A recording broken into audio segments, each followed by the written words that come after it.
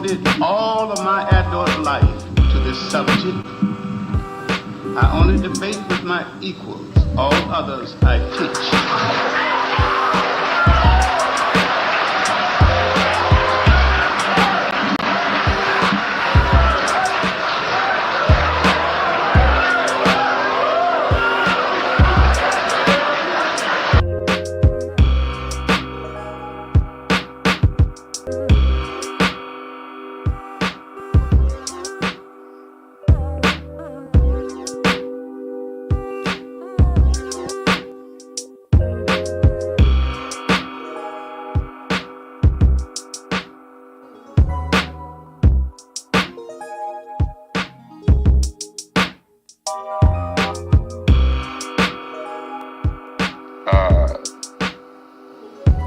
We think that they are foolish to allow themselves to be beaten and brutalized and do nothing whatsoever to protect themselves.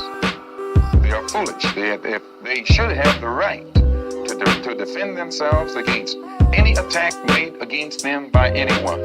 If a dog is biting a black man, the black man should kill the dog. Whether the dog is a police dog, a hound dog, or any kind of dog. If a dog is sick on a black man, when that black man is doing nothing but trying to take advantage of what the government says is supposed to be his, then that black man should kill that dog or any two-legged dog who sicks the dog on. Should other black men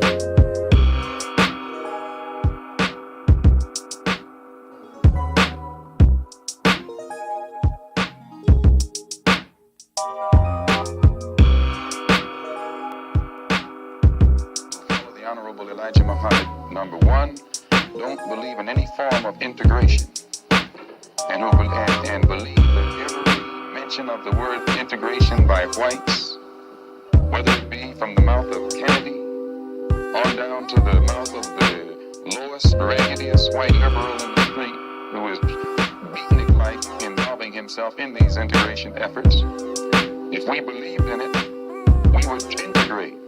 And we would fight anybody who got in our way or made any effort whatsoever to stop us from integrating.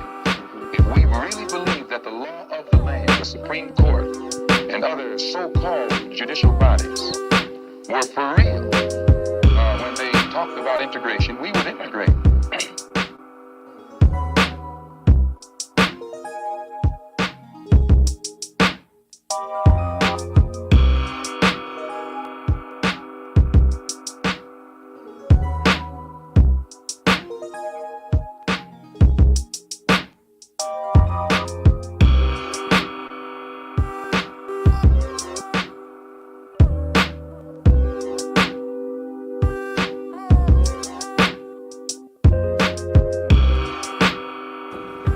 We were sitting around the dinner table, some students and people, and a person came to you both. Well, wait, this now, you guys may not believe in God or something. I am married to an ex-nun, an ex-Roman Catholic nun. I drive her to church. 35 years we've been married a few days ago, and I drive her to church on occasion. I'll go in and listen. I'll go to the mosque. I'll go to the Buddhist temple. I go to anybody's religion because religion is a belief. Nobody has it. Now, you ask if I believe in God, you must first explain, because I met the guy that robbed my house, believed in God. He had a big cross on his chest when they caught him and down at the prison. He believed that would stop him from robbing my house. Believing in God don't make you good or bad. The Ku Klux Klan believe in God.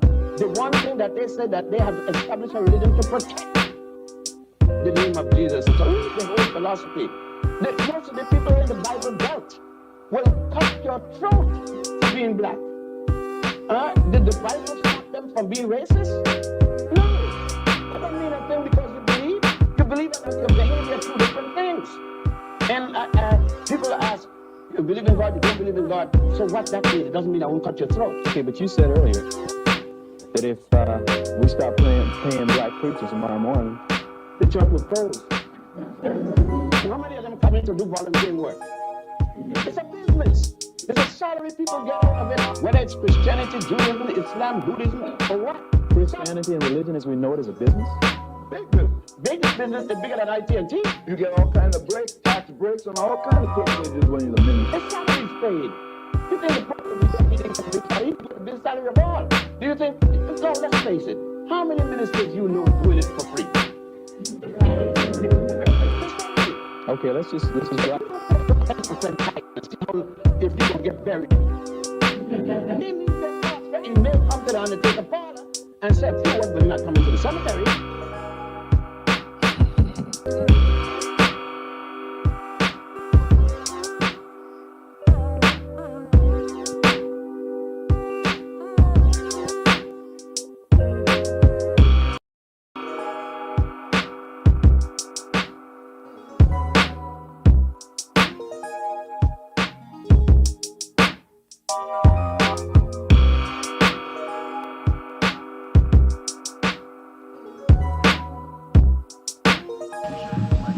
I have devoted all of my adult life to this subject. I only debate with my equals. All others I teach.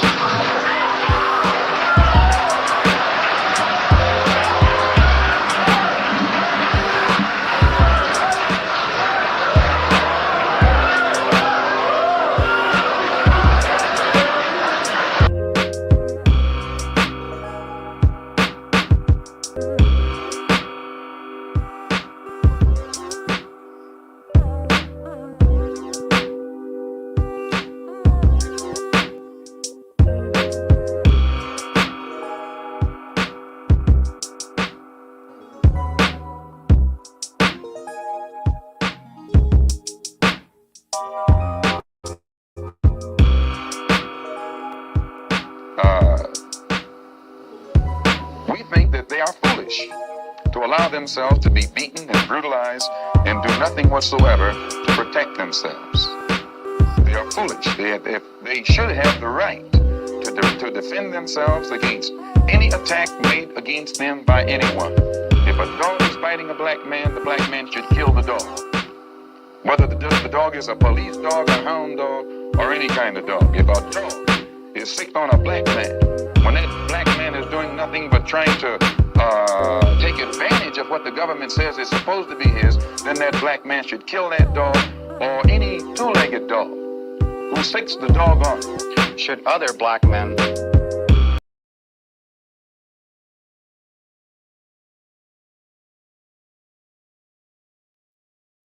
Welcome, welcome, welcome.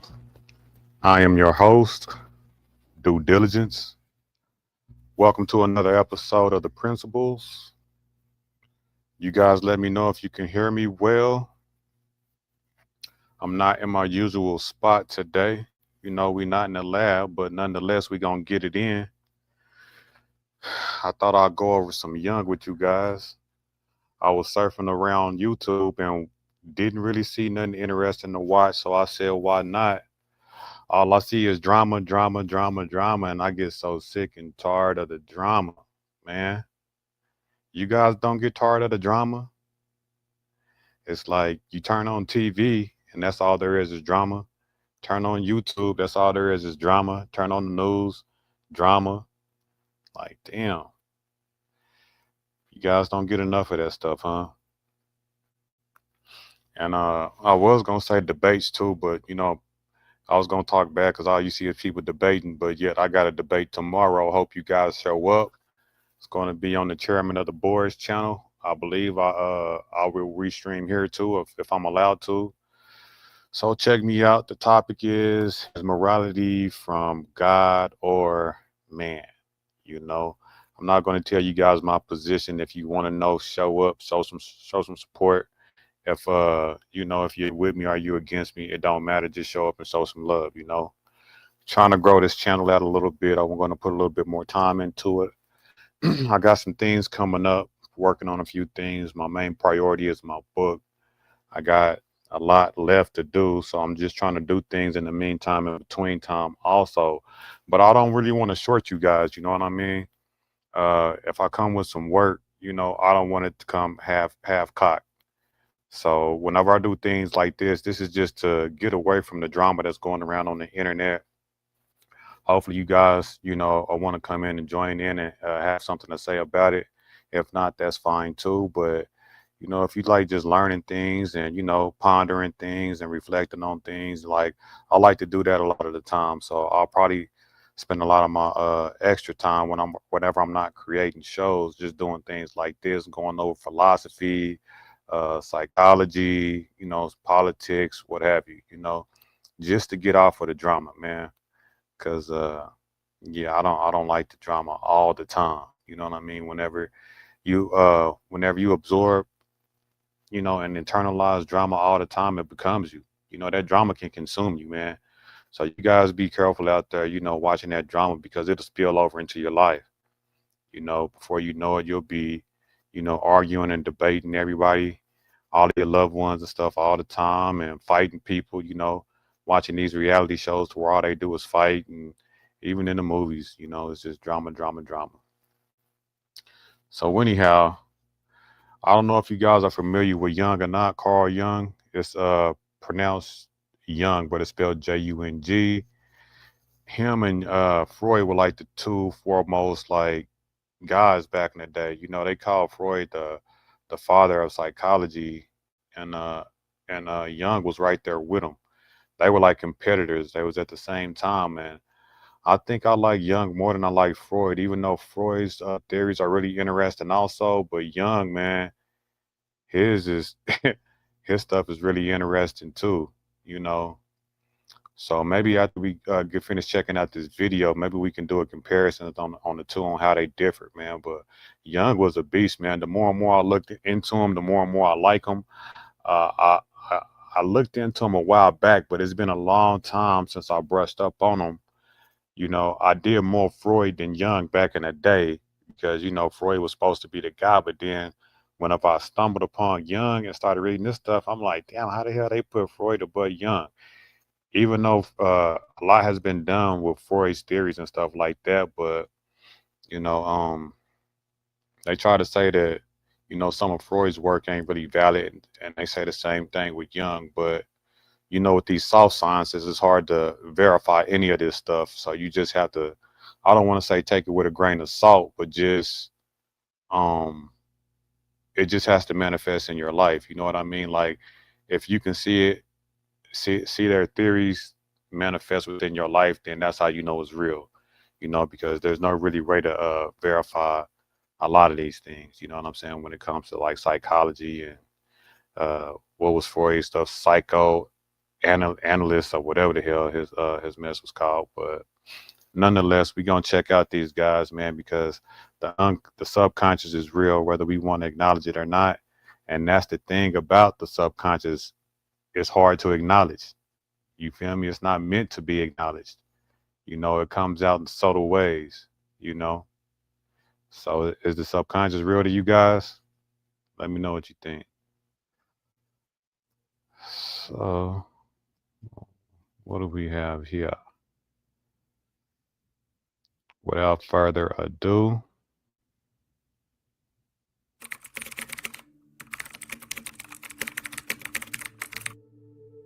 imagine navigating life with a quiet strength that refuses to tolerate what drains your soul. Imagine recognizing, without guilt or confusion, the behaviors that rob you of peace, clarity, and self-respect. Today, we begin a journey through the lens of Carl Jung, a man who spent his life exploring the depths of human psychology to uncover 7 behaviors that are not just damaging, but deeply unacceptable to your growth, identity, and inner peace. And the last one, the 7th, is the most powerful of all, a behavior that, if ignored, could sabotage the very foundation of who you are. This is not just another philosophical discussion. This is a blueprint for personal clarity. We're diving into the unconscious, guided by one of the greatest minds of the 20th century to reclaim what so many of us unknowingly give away: our energy, our truth, our autonomy.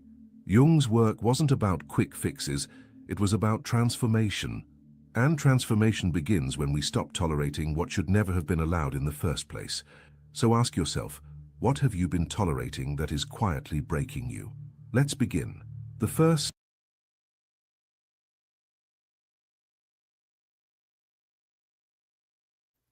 We can really call this like part two of Death to the Manosphere, a video that I done not too long ago. It really should have been called Death to the Red Pill, but I like to do stuff that's more about accountability rather than blaming other people. So let's call this part two of Death to the Red Pill. Unacceptable behavior. Manipulation masked as kindness. Jung believed in the necessity of authenticity for psychological health. To him, nothing was more dangerous than a person who wears a mask, someone who appears warm, generous, and understanding, but whose intentions are deeply self-serving. This is not mere deception, it is psychological invasion.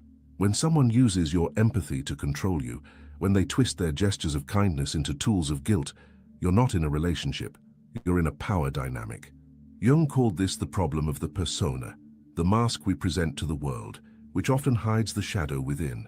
Some people weaponize this persona, and the worst part? We often don't realize it until the damage is done. These individuals exploit your conscience. They make you feel responsible for their emotions. They confuse you into thinking that boundaries are cruelty and self-respect is betrayal. But Have you ever dealt with somebody like that to where you put boundaries up and they try to make you feel bad for having boundaries?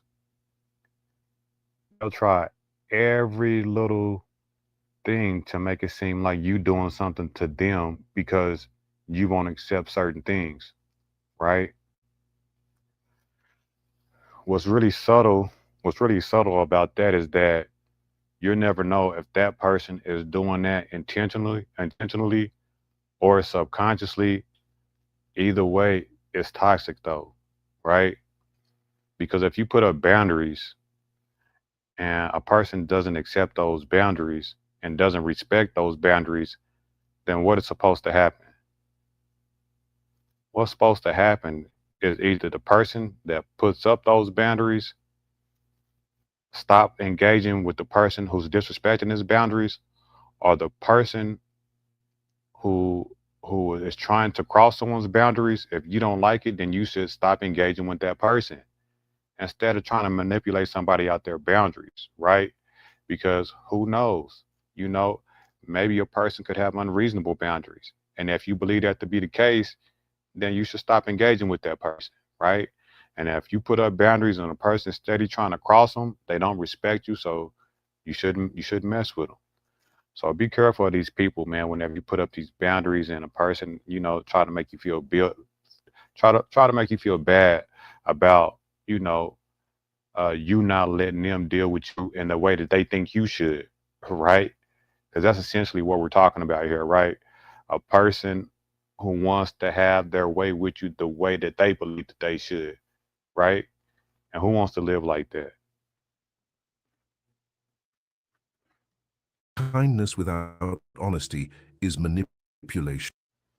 Their emotions, they confuse you into thinking that boundaries are cruelty and self-respect is betrayal. But kindness without honesty is manipulation. Compassion without truth is control. So ask yourself, who in your life makes you feel guilty for doing what's best for you? Refusing to tolerate this behavior is not selfish.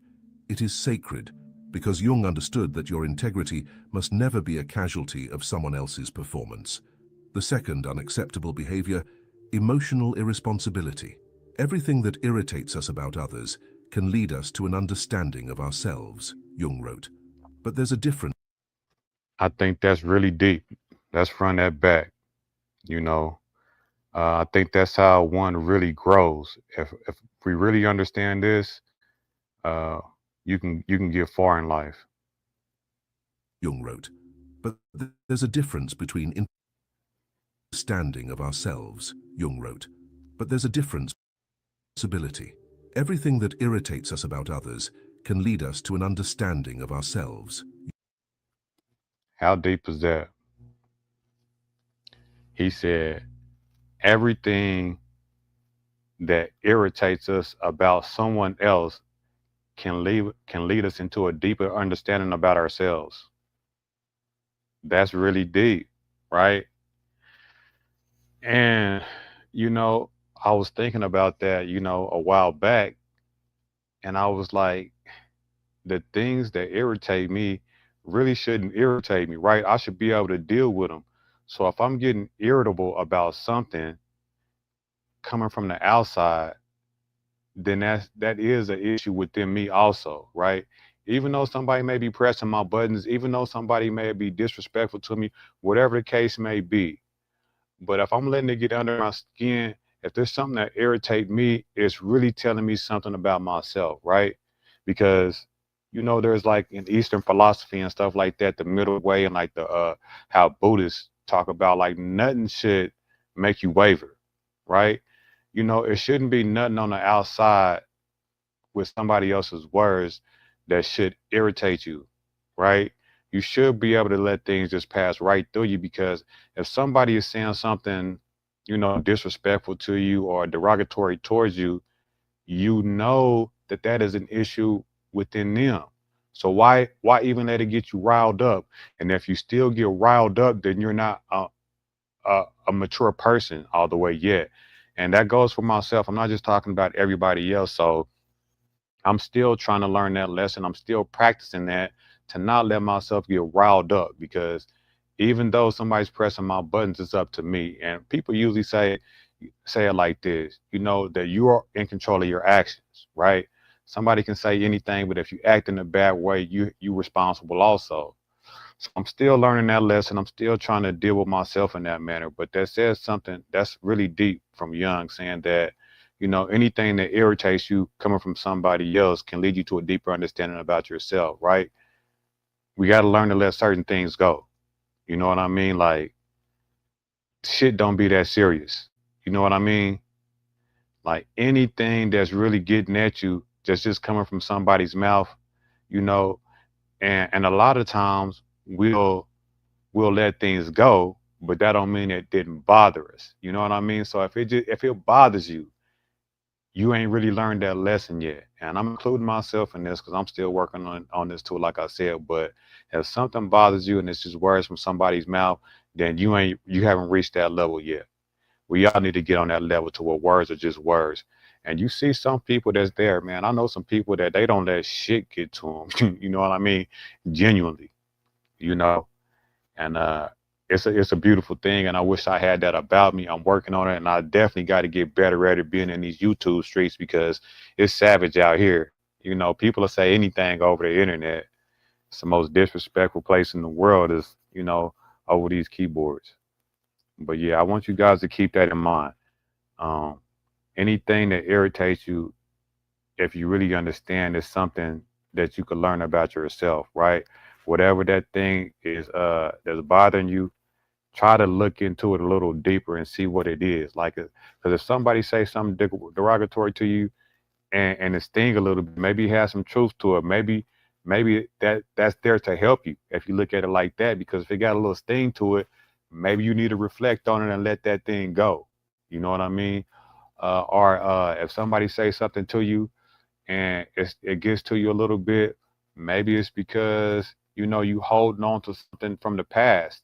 You know what I'm saying? If somebody can use something for your past and wield it like a weapon in the present to get you out of your character, that's something you haven't dealt with within. So that's still an issue within you. Isn't isn't that isn't that insightful? You know, isn't that profound? That even the fact that somebody can get you aroused, and I don't mean that in a sexual way, even though somebody can get you aroused, it's still an issue within yourself. So don't always be the victim, right? Somebody coming at you and do something to you, you do something back. You say, like a kid, well, they did this to me first. Nah. If you're really at that level, man, you gotta let dumb shit pass through you.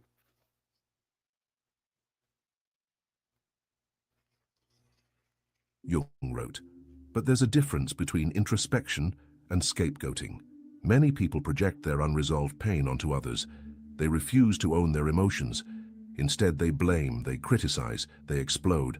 And worst of all, they expect you to carry the burden of emotions they won't take responsibility for. Jung called this projection the act of attributing to others what one refuses to acknowledge in oneself. When Projection is pretty deep too, you know. and it's hard to catch projection, right? Whenever you projecting, you thinking that it's the other person. That's the whole deal about projection. And Dominic called it.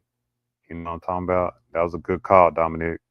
You know, these things are coming from the subconscious. So whenever we use the term woke, that's how you should use the term woke.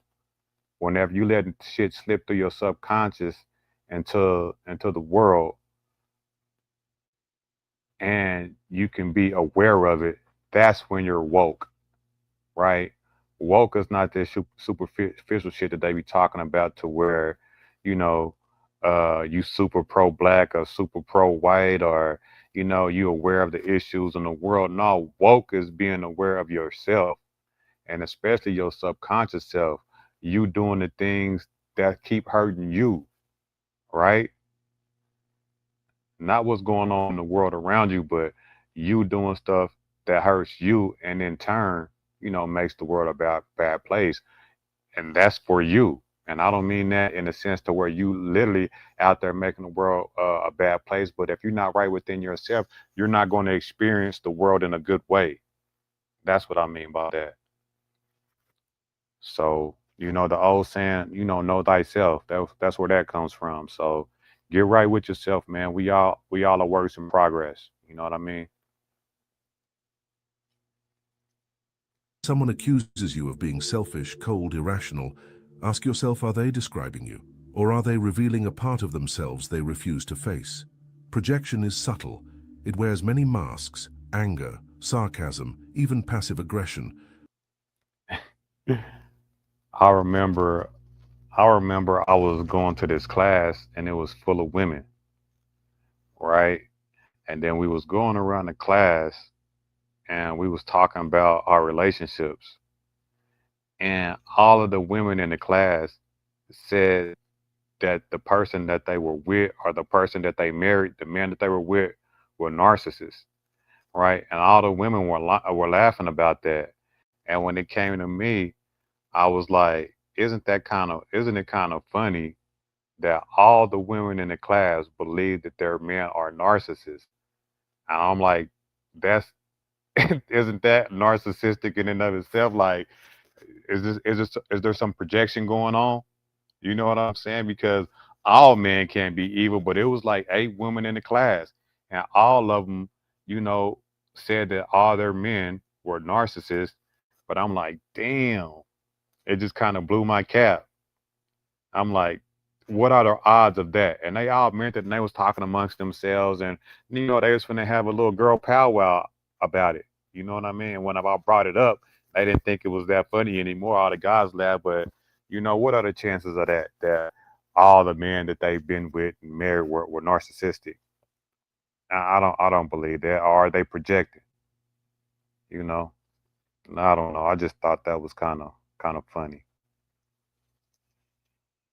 But the core of it is the same. It makes you responsible for someone else's inner world, and that is a violation of your psychological space. When you tolerate this, you begin to shrink. You walk on eggshells. You second-guess your truth. You spend hours analyzing what you did wrong when the truth is, it was never about you.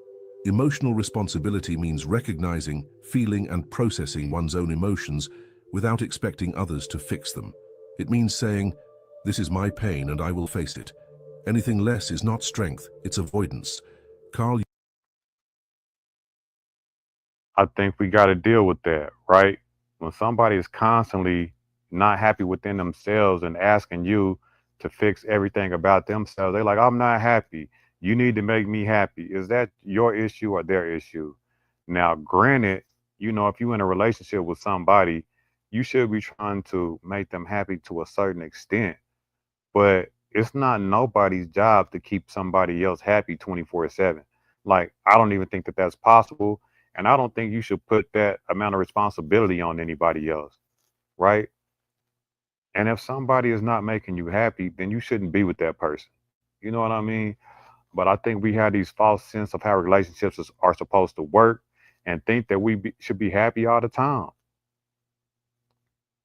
Like, we are not in a Disney movie. You're not in a romance novel.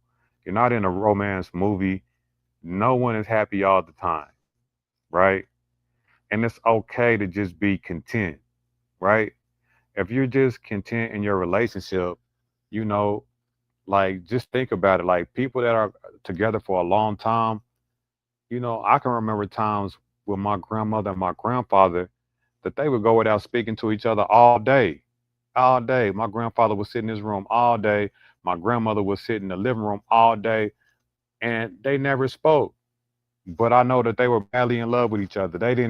Uh, they didn't never split. My grandfather had to pass away. You know what I'm saying? They were married for over like 40 years. But some people think that you just got to have this ongoing happiness, right? The pursuit of happiness, that's unrealistic, right? Like you got to be joyful within yourself. You got to find things that make you happy. You can't just be looking at the person across from you, waiting on them to entertain you. And that's how I feel whenever I be in relationships sometimes, right? People expect you to entertain them. Like I'm not here for your entertainment. You know what I'm saying? We already established we love one another. I love you, you love me. After the honeymoon phase is over with, that's it. It's time to get busy. You know what I'm saying? Now we partners. We need to be trying to figure out how to rule the world. You know what I'm saying? Not try to keep each other happy, right? That's going to come. You know what I'm saying? If it's somebody that I love, then I'm happy to be in the person's presence. You know what I'm saying? I feel like I've won if I got with somebody who want to be around me all the time. And believe me, if I want to be around you all the time, you won. Because I don't like nobody, right? Be happy. You know what I'm saying? People that's looking for happiness all the time, have a false sense of reality, you know. And I think another thing that kind of perpetuates that is the fact that we live our life off of these dopamine hits, right?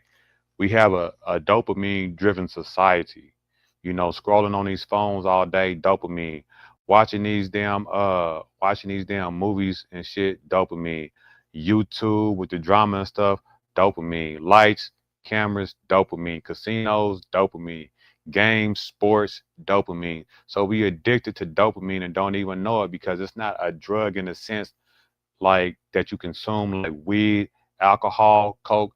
So you don't even know you consuming something because the chemical is already within you, right? You get addicted to this dopamine, right? And don't even know it. You pursuing happiness in order to feel good. You don't need to feel good all the time. What I like to tell my son is don't spend your days jacking off, right? If you're trying to spend your every day of your waking hours jacking off, and what I mean by jacking off is pleasuring yourself, right? Then you just wasting your time, right? You shouldn't be pleasuring yourself all the time. It's just it's it's toxic, right? What is the word? And I always forget this word.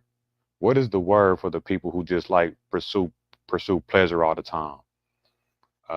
Hedonistic, right? Hedonistic is somebody who think that life is about a pleasure, and it's not, but it sounds good, right? It sounds great. Hedonism, right? Let's look it up. I'm gonna read the definition because people might not be acquainted with this word. All right, now let's read the definition of hedonism. And hedonism, Hedonism, in short, is a philosophy that prioritizes pleasure and happiness as the primary goals of life. It suggests that pleasure is the sole or chief good, and individuals should strive to maximize their net pleasure, minimizing pain or suffering. Do y'all think that's what man is supposed to be doing? Do do you really think that people should be pleasuring themselves all the time, right? The goal of life is to seek pleasure. What up, though, Duck? Nice to see you, bro. Like, I think people really, really believe that. I think there's people out here that wake up every day and try to pleasure themselves all day. Isn't that what drugs is about? You know what I'm saying? People who want to just feel good all the time. Yeah, you're right, Dominic. It's a junkie. You know what I'm saying? But your fix is dopamine, right? Or your fix is drugs. But you can be a sober person, right, without physical drugs and be getting high off dopamine all damn day, right?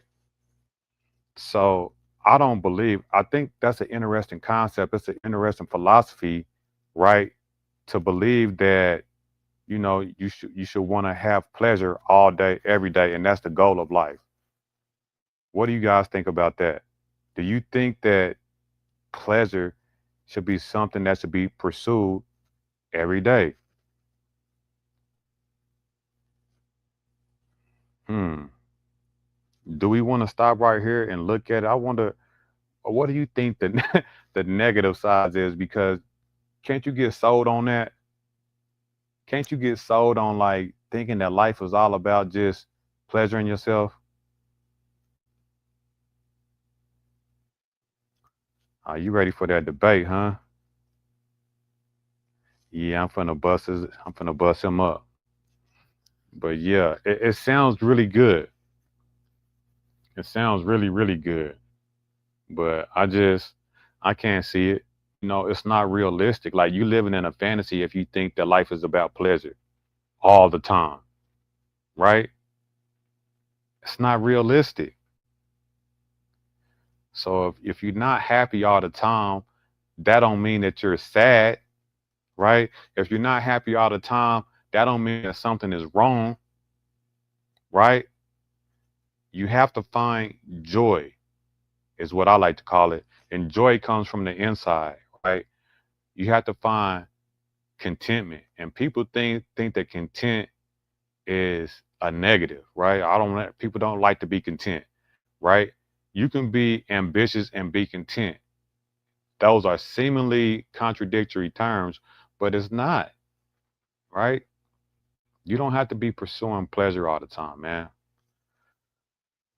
So let's continue with the video. Jung believed that healing begins the moment we bring the unconscious into consciousness, and few things are more unconscious than our tendency to project. He warned that until we do this, it will direct your life and you will call it fate. How many relationships have you endured where you were punished for someone else's emotional chaos? The answer to that question may reveal your life and you will call it fate into consciousness, and few things are more unconscious than our tendency to project. He warned that until we do this, it will direct your life and you will call it fate. How many relationships have you endured where you were... Ooh-wee. That was deep right there.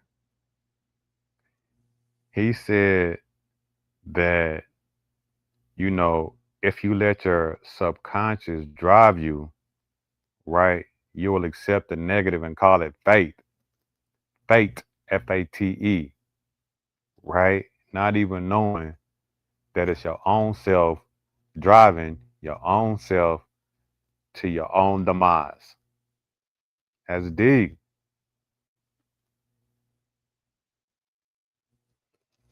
Golly. And and that's deep about faith, man. Faith is another concept we can deal with in another time. I was going to go in on that, but I'm gonna leave that alone. Let's continue. punished for someone else's emotional chaos? The answer to that question may reveal far more than you think. As we move forward, we'll begin to uncover more behaviors that Jung would urge us, no, demand us, not to accept. These are not minor flaws. They are fractures in the soul of human connection. And as you'll see, each behavior we explore is not just about others. It's also a mirror, because sometimes the person we tolerate the most dangerous behavior from is ourselves. But we'll get there. Deep. For now, take a moment, reflect. Who are the people in your life that wear masks of goodness while quietly draining you? Who hands you the weight of their emotions and blames you for dropping it? The truth is liberating, but only if we dare to see it. And remember, the most powerful revelations are still to come. In fact, the seventh behavior we'll uncover will reframe the way you see not only others, but your very self. Are you ready to go deeper? Let's continue this journey into the deep waters of human behavior, not merely to observe others, but to awaken to what we allow, what we carry, and what it costs us. Carl Jung didn't simply study the mind, he explored the soul. And he warned us, what we do not confront in ourselves, we will confront in others. Now we reveal the third unacceptable behavior, passive aggression. What we do not confront in ourselves, we will confront in others. I think that's real. Um, I think that's what people call, like, now, check this out. I think what people call karma is our subconscious trying to tell us something, right? I think karma and our subconscious are, they equate. And the reason that I say that is I need to do a show on this, right? The reason why I say this is that whenever you believe that you've done something wrong, right? Key word, believe. Whenever you believe that you've done something wrong, you feel it, right? And we have been conditioned to believe that if we do something wrong, we're going to pay for that. You know, something else is going to happen down the line. So whenever something done, we are conditioned to believe that that's karma, right? And it's really our subconscious manifesting it, right? It's us punishing ourselves, right? Even if it's nothing external, right? There's nothing external that's, imposing its will on us, but it's us manifested as something bad. We're going to attribute it to the bad thing that we did to somebody else or the bad thing that we did to ourselves. And we want the punishment, right? Subconsciously. I'm going to do a show on that, man. Y'all ain't ready for that shit right there. Y'all ain't ready for that shit. And the silent punishments of the emotionally immature. Jung understood that the psyche, when left unchecked, finds distorted ways to express its pain. Passive aggression is one of those distortions. It's the language of the unhealed, words not spoken, doors slammed just a little too hard, the cold silence that screams louder than any argument. What's dangerous about passive aggression is that it creates confusion. There are no clear accusations, no obvious battles, just a slow withdrawal of warmth, a vague discontent, an unspoken expectation that you must read minds and walk on glass. It is a form of emotional manipulation, because instead of communicating needs, these individuals punish you for not meeting them intuitively. It's immaturity in disguise, and it damages trust. Passive aggression erodes the foundation of any relationship. Yeah, that passive aggressiveness is really hard to deal with for the reason he said, as far as people expecting you to be able to read their mind, right? People will punish you for things that you don't even know that they did, that you did wrong to them, and they believe that you did or should know. How insane is that? You know what I mean? People expect you to know how they're feeling. You know, people expect you to know when you hurt their feelings. Okay, granted, sometimes we do, but express it. Give a person an opportunity to apologize. Give a person an opportunity to fix it. If you don't and you being passive aggressive, you know, it ain't gonna fix it because a person may be oblivious to what happened. You know what I mean? So that passive aggressiveness, man, is really toxic, because you could be going through something with somebody, right? And they can be being passive aggressive towards you, and you don't even know what's going on. They mad about something. You sitting down having breakfast, and they may do something to you for something you did like 3 days ago. They still being passive aggressive about it. You have no idea what's going on, and they holding on to something you don't even know what the hell you did. That's silly.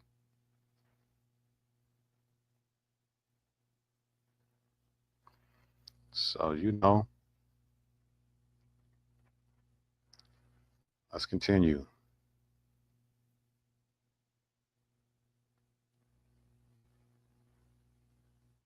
Yes, sir.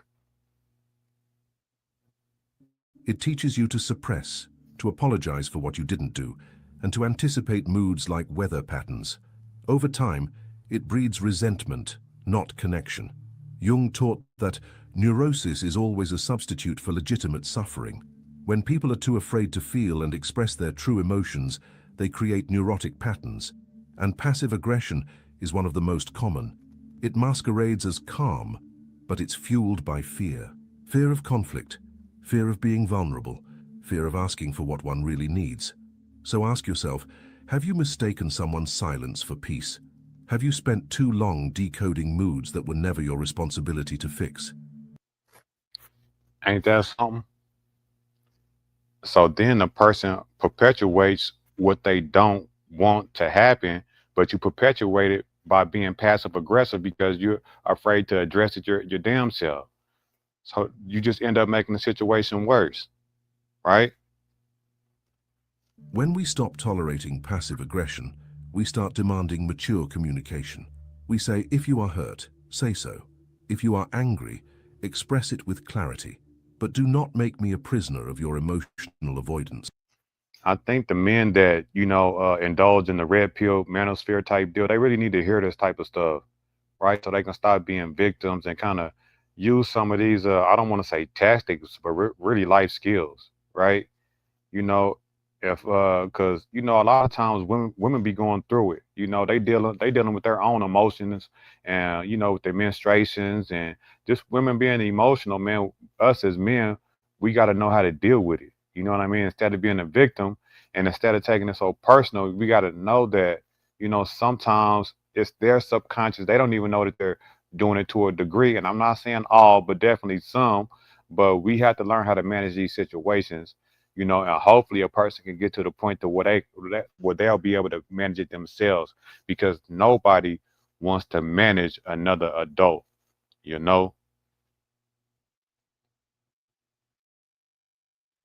all the time anyway. Emotional maturity is not optional. It is the foundation of trust, intimacy, and psychological safety. Without it, there is only confusion, and confusion is not love. Now, the fourth unacceptable behavior, chronic victimhood and the refusal to grow. Jung. Have you ever met somebody that was a chronic victim, right? I try not to be that. You know what I mean? I'm gonna say this, and some people gonna be mad at me, but there's some black people that are chronic victims with what has happened in the past. You know what I mean? And I'm not saying that, we're not due for, whatever we got coming to us, but you can't be a victim forever, right? You're supposed to advocate for whatever you want to advocate for, but keep moving forward, right? You can't become stagnant. You can't let something that happened in the past allow you to be stagnant and not grow. If you just constantly crying about the same thing, then you have embraced victimhood, right? You have a victim mentality, and it's not good. That means you're not being able to pass something. That means you're not going to be able to grow. That means you're going to have something that's on your heart that's going to stick around with you, and you're going to end up hurting yourself or somebody else, right? So don't be a perpetual, eternal victim. Was not gentle when it came to victim mentality. He understood that suffering is a part of life, but remaining a victim is a choice, and some choose it because it grants them something powerful, the ability to avoid responsibility. There is a difference between being hurt and choosing to stay hurt. That's what Kanye was saying. You feel me? But people took it the wrong way, and he kind of said it in a harsh way. Because I didn't necessarily agree with him, because uh, being a slave is definitely not a choice, but continuing to be a victim because of it is definitely is, right? I'll say that my ancestors was victimized, but I would never admit to being a victim. Between experiencing injustice and building an identity around it. When someone refuses to take any ownership of their life, their choices, their patterns, they become emotionally dangerous, because nothing is ever their fault. Every failed relationship, every broken dream, every harsh word is always someone else's doing. Jung taught that healing requires... Have you ever met someone like that? That everything that's ever happened to them in their life is because someone else, right? You sit there and you listen to people and you hear them out. They be like, so and so did this to me. So and so did this to me. This person did this to me. That person did this to me. That person. And you just be like, damn, this motherfucker is a perpetual victim, right? And then they take no responsibility or accountability for the role that they played in the situation. Women have this bad.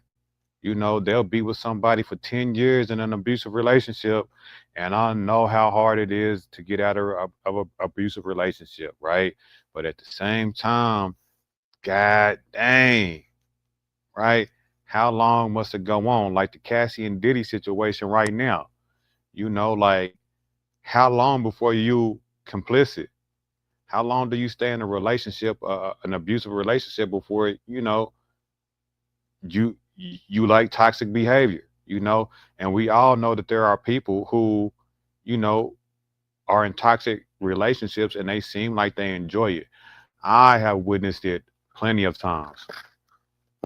I have witnessed plenty of relationships to where I see people are doing foul stuff to each other, and either one of them can leave out of that relationship at any time and they don't.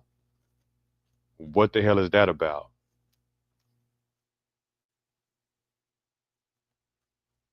As shadow work, facing the dark parts of ourselves, integrating what we fear, and choosing growth over blame. Chronic victimhood is the refusal to engage in that process. It is a psychological paralysis disguised as helplessness.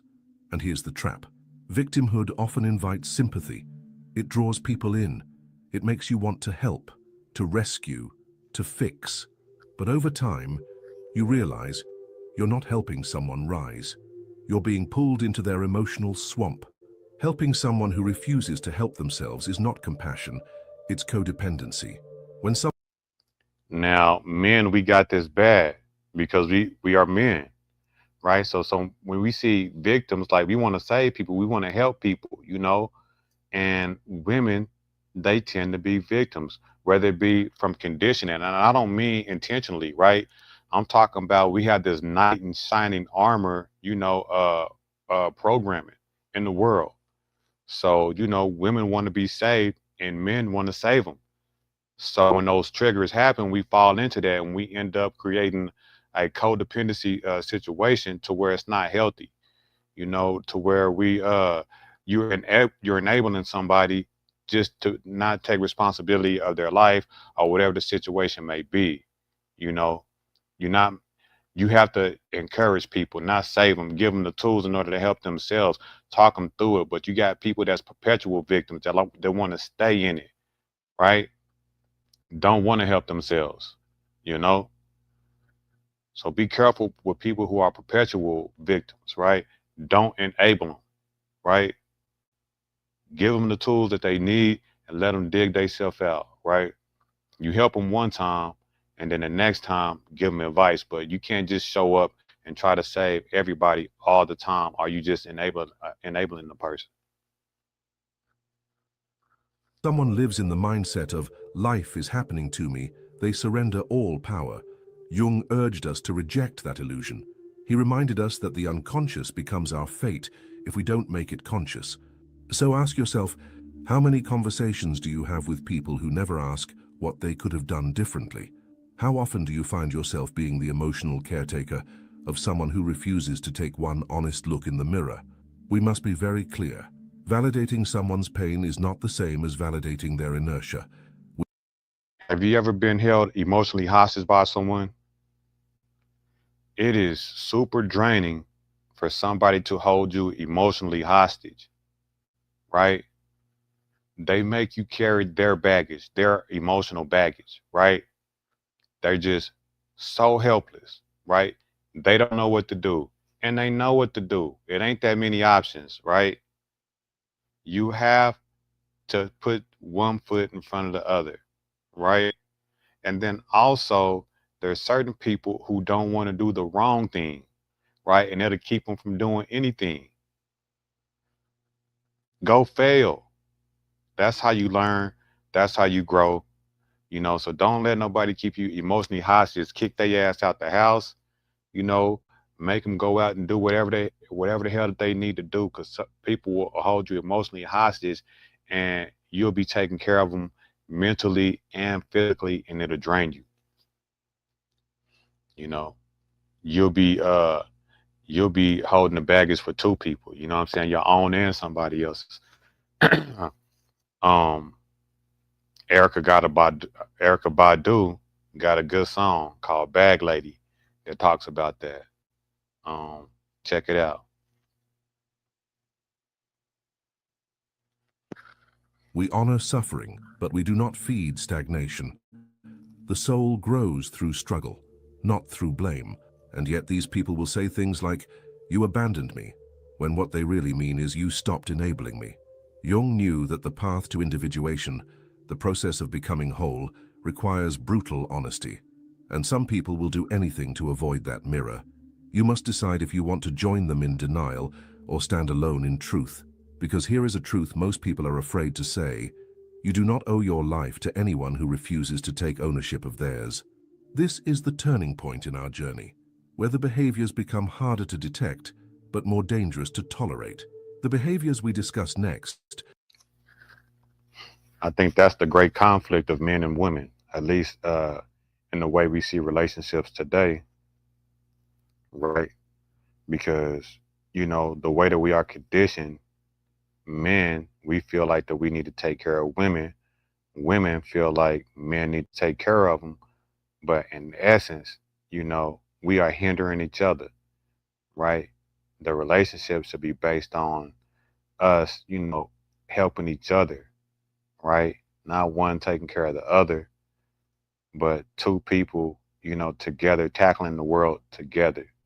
You know, if it's predicated on one person taking care of the other, it ain't gonna be progressive, you know. So that's a conflict I think we need to deal with in the way today's society has conditioned us that relationships should be.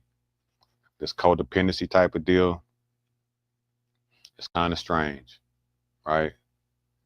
Um, yeah, we really just need to, take account of our mental baggage and take care of that first before we ever get into relationships, for one. And number two, you know, our perception on how we should take care of one another, right? It shouldn't be the material, right? Women are supposed to be nurturers, men are supposed to be, you know, the providers or what have you. And, you know, we should be nurturing one another in order to like grow mentally.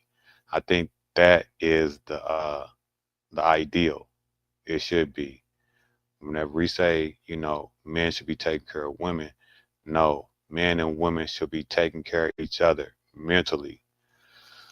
I have a tattoo on my side that says, Man will know woman, and through her, he will know self." I think that's what he's talking about, right? You know, people, the things that irritate you about somebody else tells you something about yourself, right? People are really a reflection of you.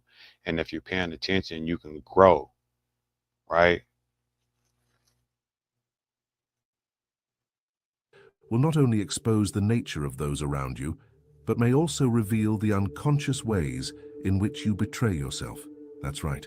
In part 3, we'll begin to uncover not just what others do, but what we allow, what we rationalize, what we permit, because we are afraid of the consequences of walking away. And the consequences of silence are far greater. Because remember, the seventh and final behavior is the one that holds the key to your inner freedom and your future self. Are you willing to see it? There comes a moment in every inner journey when the real question is no longer what are others doing to me, but rather, why have I allowed it for so long? Carl Jung spoke of the shadow, the part of ourselves we deny. I think people realize that way too late. You know what I mean? People be in these messy relationships for 10, 20, 30 years and then get out of them, be reflecting like, you know, why did I let it happen? After you get over the victim mentality, you know, eventually you'll come to terms with yourself as like and be like, I could have left that shit any fucking time, right? And then you be bitter with yourself. then you'll have a hole in your heart. You'll be mad at yourself for so damn long, right? But you may not display that to the world, you know, but in your heart of hearts, you'll be like, why the fuck did I waste 20 years of my life, you know, going round and round with somebody because, you know, you hold to these values that, you know, once you marry, you know, it's supposed to be forever. You know, I'm in love. I can't love nobody else. This is supposed to be my soulmate, so I can't do nothing. Man, you got to be careful with that shit because people don't be ready for relationships. You know, I like the idea of marriage and everything too, but if somebody is not mentally prepared, then you're in an abusive relationship, whether it's physical or not. You know, the passive aggressiveness, right? All the things Young is talking about is not even physical abuse. It's a bunch of mental abuse and it's subconscious, right? So, you know, we accept these values, but you got to just, you know, be able to see through the bullshit at the same time also because, you know, we are not at the level to where we need to even be in relationships, right? Because we're holding all of this mental baggage, you know. So just be careful, man. You know, we accept all this, you know, this social conditioning and believe that, you know, these relationships are supposed to be how it's portrayed on TV. And ideally, yeah, but in reality, shit don't really be going like that. So. Suppress or reject. He believed that facing it was the key to transformation, not by blaming the world, but by confronting the unconscious contracts we make with it, the silent agreements that say, I will keep you in my life, even if it costs me myself. As we enter the fifth unacceptable behavior, we step into one of the most damaging patterns that often hides behind the illusion of love, disrespect for your boundaries, and the expectation that you have none. Jung once said, the most terrifying thing is to accept oneself completely, but it's even more terrifying to be in relationships where the self is not accepted at all, unless it's convenient. People who consistently disrespect your boundaries are not just ignoring your words. They are denying your personhood. They minimize your needs. It's convenient. People who once said, the most terrifying thing is to accept oneself completely. What does that mean? The most terrifying thing is to accept oneself completely. That's deep. Why is that so deep? Because you have to accept the parts of yourself that you particularly don't like, right? And that's hard to do, right? It's hard for us to accept the things about us that we don't like. And then we get into these relationships and that stuff gets to sleeping out, but you don't accept it, right? You'll do every trick in the book to make it seem like the other person is tripping. It's because you haven't accepted the things of yourself that you don't like. And sometimes, you know, we're not even willing to look at those parts of ourselves. So Young says one of the hardest things in life for us to do is accept ourselves, right? And then he's finna even take it further, right? Whenever you get into a relationship and then a person won't accept you for who you are. Now that's double time, right? Have you ever been into a relationship to where you felt like you couldn't be yourself? You already are hiding from yourself, and then you in a relationship to where you're hiding from somebody else also. How toxic is that?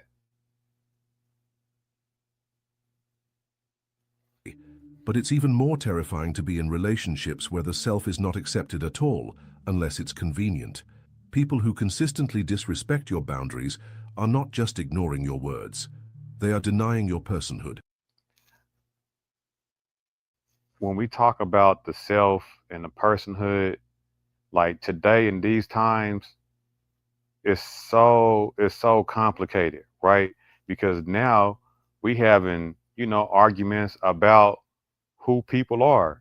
You know what I'm saying? Like we can't define what a man and a woman is, you know, the whole pronoun thing, all this type of stuff. So it just makes it even more hard, especially for kids. You know what I mean? But man, it makes it even more hard when we got all these labels for a person to just be themselves. You know what I mean?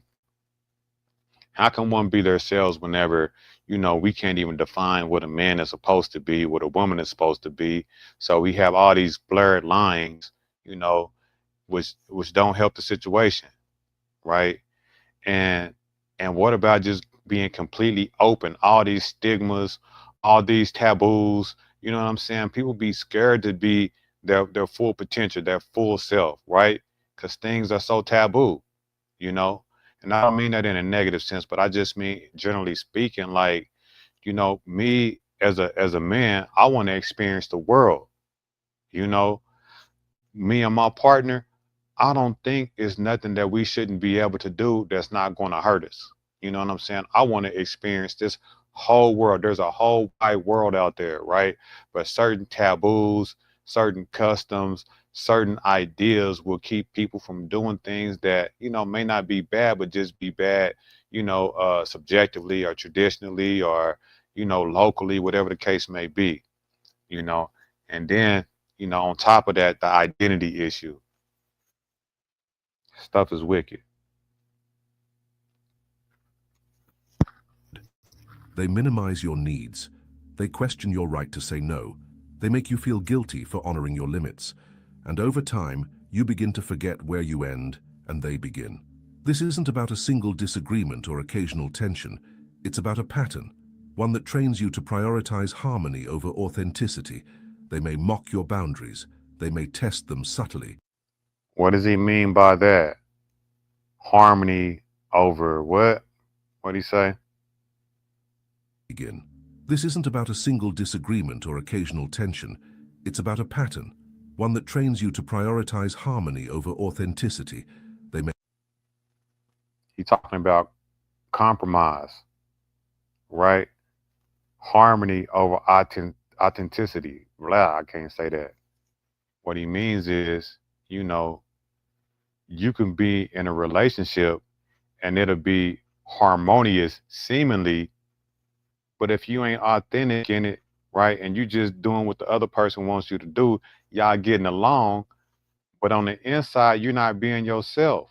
You're not going to grow. You're not really happy.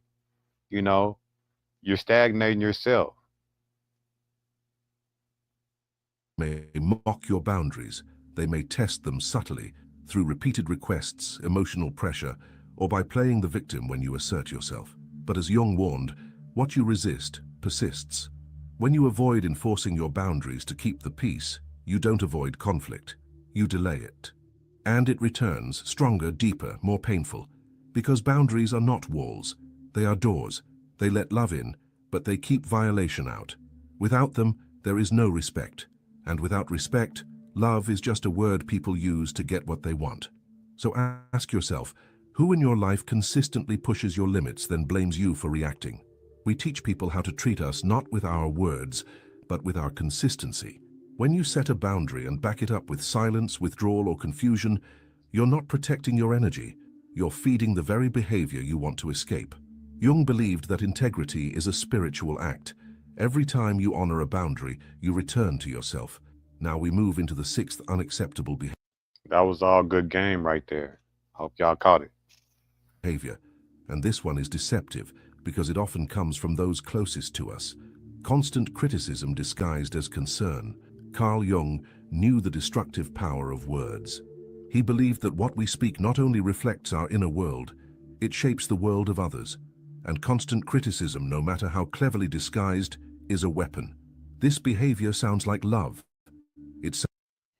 I don't know. I think I may be guilty of this myself. You know what I mean? Because, I can be stern with people and necessarily judgmental, you know, but especially if people that's close to me that I love, So sometimes I'd rather just not say anything because, I have a tendency to try to correct people all the time and people don't like to be corrected. So, he's saying critique can be, I guess, toxic too. Let's run it back a little bit because I might need a little bit of this. Power of words. He believed that what we speak not only reflects our inner world, it shapes the world of others. And constant criticism, no matter how cleverly disguised, is a weapon. This behavior sounds like love. It sounds like care, but its real purpose is control. It looks like this. I just want the best for you. That's why I'm pointing this out. I'm only being honest. Someone has to be. If you can't take a little criticism, maybe you're too sensitive. But underneath these words is a message. You are not enough as you are. You need to be fixed, and I will be the one to fix you. This is not feedback.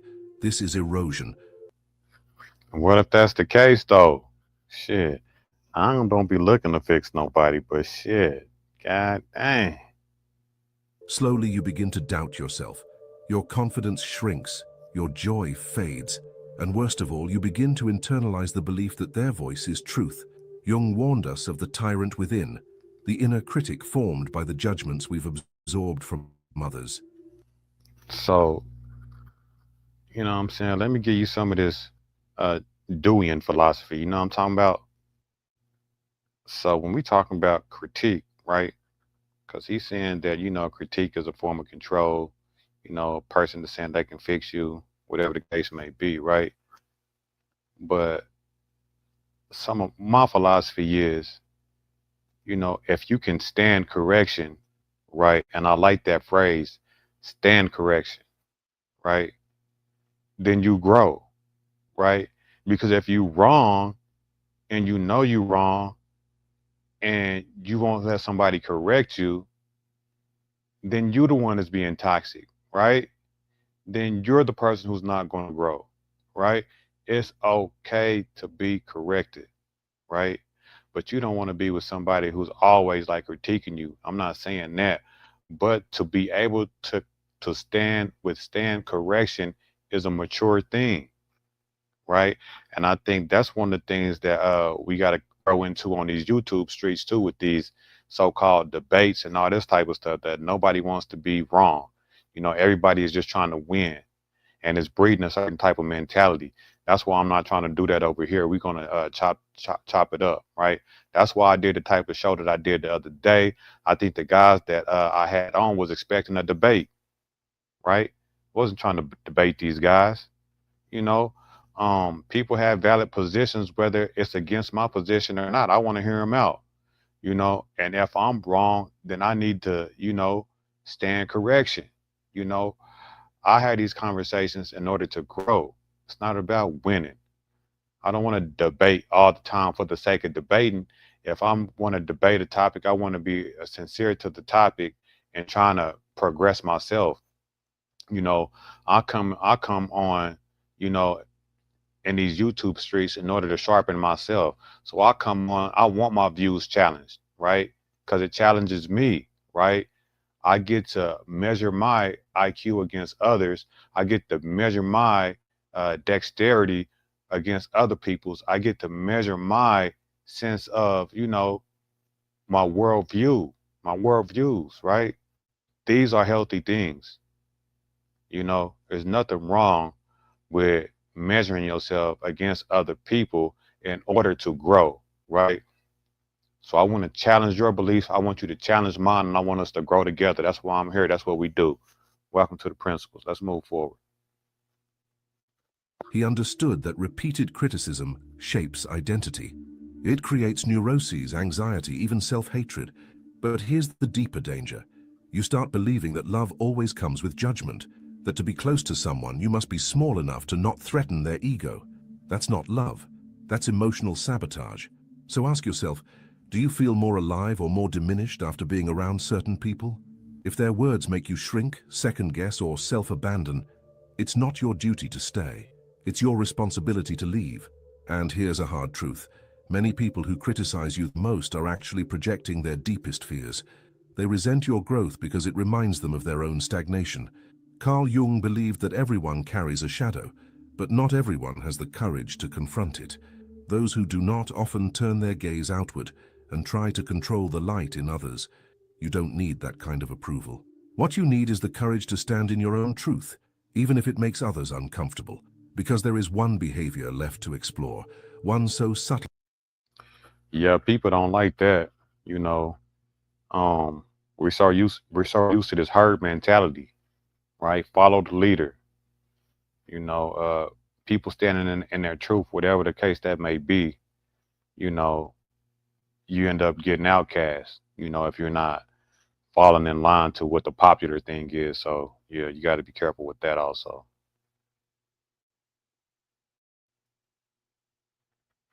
Yet so devastating that Jung would call it a betrayal of the soul.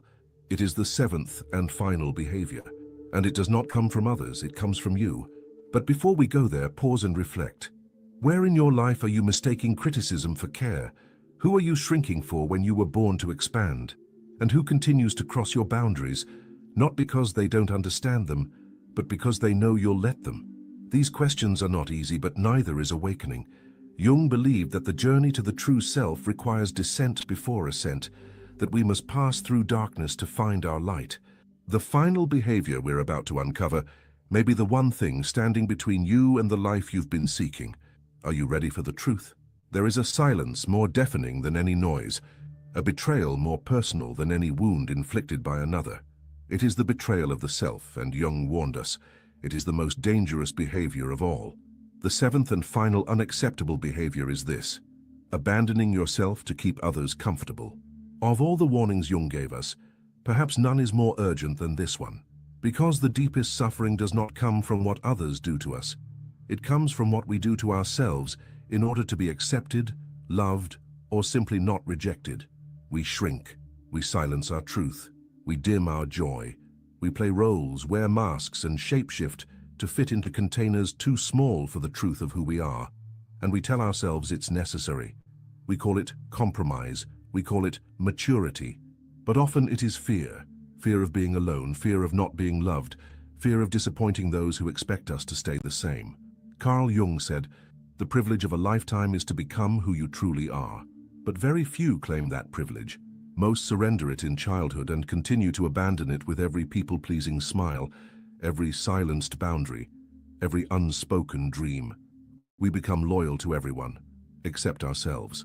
And here is where the tragedy begins, because in our attempt to be loved, we forget how to live. We become prisoners of approval. We mold our identity around the expectations of others, forgetting that what is not authentic will never bring peace. Jung believed that the self, the true self, is not something we invent. It is something we remember. And when we abandon it, the psyche rebels. Depression, anxiety, bitterness, exhaustion. These are not weaknesses. They are the symptoms of a soul that has been silenced for too long. And so we must ask, where have you made yourself small so others wouldn't feel threatened? Where have you betrayed your values in exchange for temporary connection? Where have you said yes when your entire being screamed no? And perhaps most importantly, how much longer are you willing to live like this? Self-abandonment is a slow death. It doesn't come all at once. It comes in tiny moments, a glance you ignore, a feeling you suppress, a truth you swallow. But the weight of all those silences eventually becomes unbearable. Jung warned us that I believe we ask women to do this a lot. You know, whenever you tell a woman to stay at home and just take care of the kids, not to say that that's not the role of a woman also, but they could end up losing themselves in that also, right? Not having a sense of ambition, a sense of you know getting out there and exploring the world. They should be able to do both. you know take care of the kids first, and once they're at a certain age, you know women should have the opportunity to get out there and do something in this world also, man. um Not to say being a mother and a wife is not a noble, are not noble positions, but falling into that role and just being that, can probably be a little lonely, a little dire, a little, if you get gratification from that, like that, you can get gratification from raising your kids and being a wife and all of that, but you know, I think it can be detrimental to one's mental health too, depending on what you want in life. And I think that's the rebellion that we're seeing with women right now. They want to get out there and experience the world, you know, and men are saying, get your ass back in the kitchen.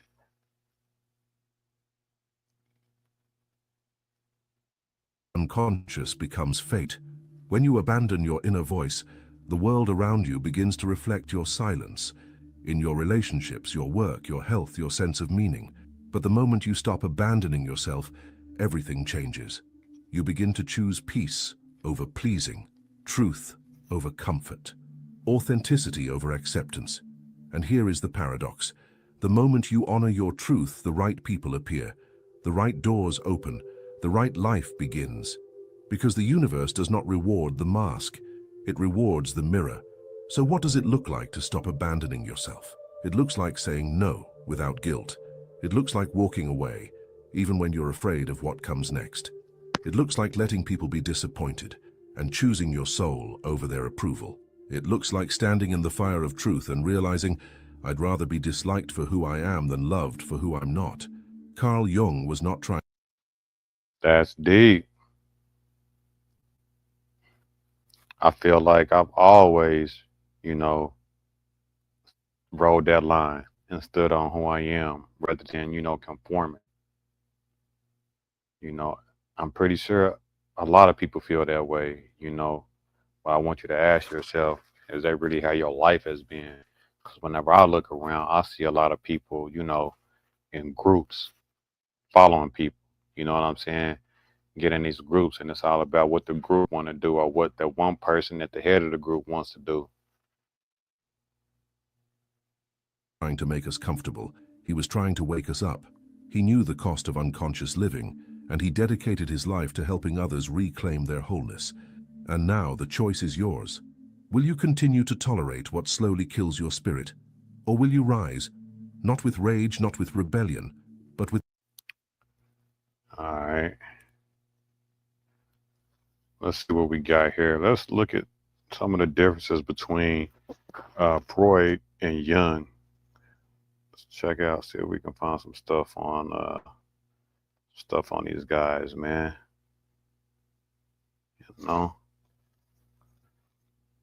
So the collective unconscious. What do we have here? All right. Freud, Jung, and the collective unconscious. Let's see. 1912, Sigmund Freud and Carl Jung, who Freud once hoped would succeed him as the leader of the psychoanalytic movement, meant for the next to the last time in Munich, Germany. It was ostensibly a business meeting, but all those among the small group of psychiatrists who attended were aware of the imminent break between the father of psychoanalysis and his chosen heir. I didn't know that. I didn't know Freud wanted Jung to proceed him. After dinner that evening, the discussion turned to the Egyptian pharaoh Akhenaten, who had destroyed the polytheistic icons of his father and created a monolithic religion of his own. One of the group suggested that Akhenaten's action was a consequence of his father's complex. Jung retorted that Akhenaten's monotheism was a creative insight that had nothing to do with antagonism towards his father, whom Akhenaten respected and admired. As Jung spoke, Freud, who had been listening intently, fainted and slid slightly slightly to the floor. Jung, who was 6'2" and massively built, picked up Freud. Carl read him to the lounge and laid him gently on the sofa. Freud's faint was not the first in similar circumstance. In 1909, Freud and Jung were journeying to America, lecture at Clark University in Worcester, Mass. In one of their casual conversations, Jung spoke avidly about the then newly discovered peat bog corpses, which were in anthropological significance. Freud fainted while listening to that discussion as well, and on awakening accused Jung of harboring death wishes towards him. What? Apparently, Freud's faint in Munich also arose from a suspicion that Jung wished him death. After the Munich episode, the Freud-Jung relationship became progressively colder and terminated altogether in August 1913, the date of Jung's last letter to Freud. Jung went on to create his own analytical psychology, which had been the only other depth psychology to rival Freud's influence and worldwide professional following. See, in recent years, Jung's work on mythology, religion, alchemy, and the occult has captured the imagination of young people. And more general appreciation of Jung seems to be on the way. This appreciation is likely to be aided by the availability of Jung Freud correspondence, which is scheduled to be published in 1971 by the Princeton University. Man, we want to look at some of their works. You know what I'm talking about? Let's look at some of these guys' works. They doing too much right here. You know what I mean? I don't want to look at the few contrasting approaches to psychoanalysis. Yeah, let's see if we can contrast their work.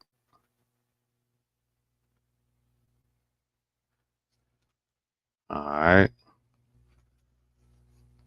In the realm of psychology, two towering figures undoubtedly stand out, Carl Jung and Sigmund Freud.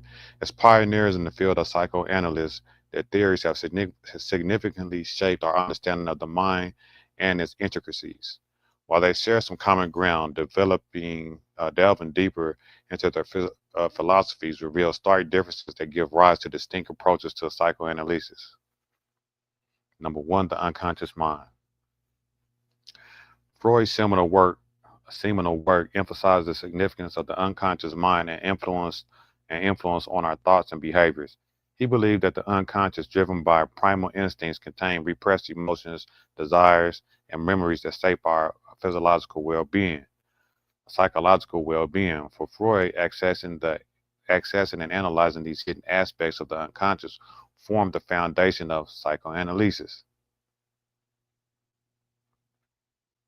In contrast, Jung emphasized a broader concept of the unconscious, which he called the collective unconscious. According to Jung, this collective unconscious comprises inherited archetypes and universally shared symbolic patterns.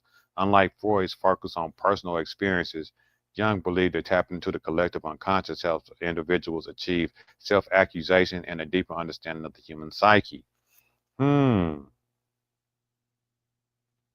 So,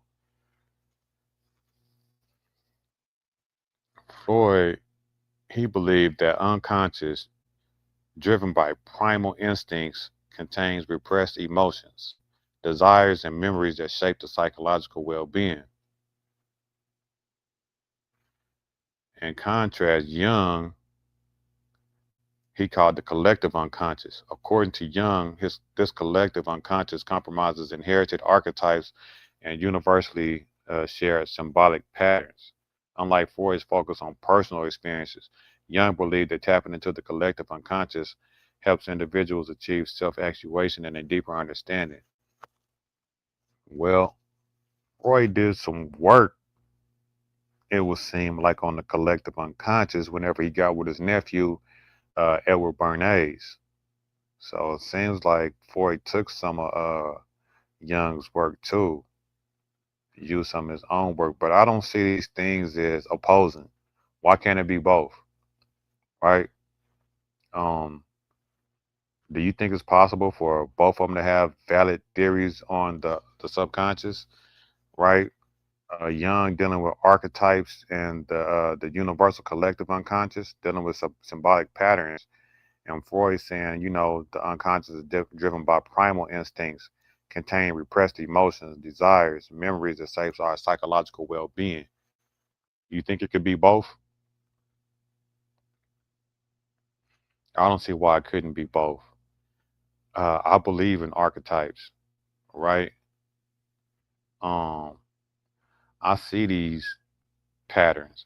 Now, I don't know if they exist independently in the world, right? You know what I'm saying? Because archetypes is this abstract concept, right? But the concept of archetypes is that these things exist, like these patterns, these different types of beings, really, you could say. You know what I'm saying? So archetypes is like, like we was talking about earlier, like the knight in shining armor and the damsel, in distress, right? These are these common patterns that the humans, either make up or are a part of our psychology. You know what I mean? So I think that those are there, and you can see these things, going way, way back.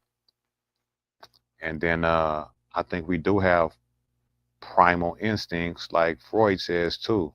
You know what I mean? I think we fight back our urges all the time whenever we choose not to just pleasure ourselves all the time. I think these are the primal instincts that we have, right?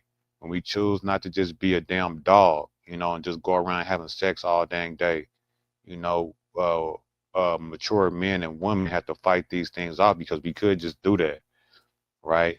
And whenever we, use our morality and don't just be savage people, we fighting back our instincts, right? Um, yeah, our primitive instincts. So I don't see these theories as conflicting. I think we can have both.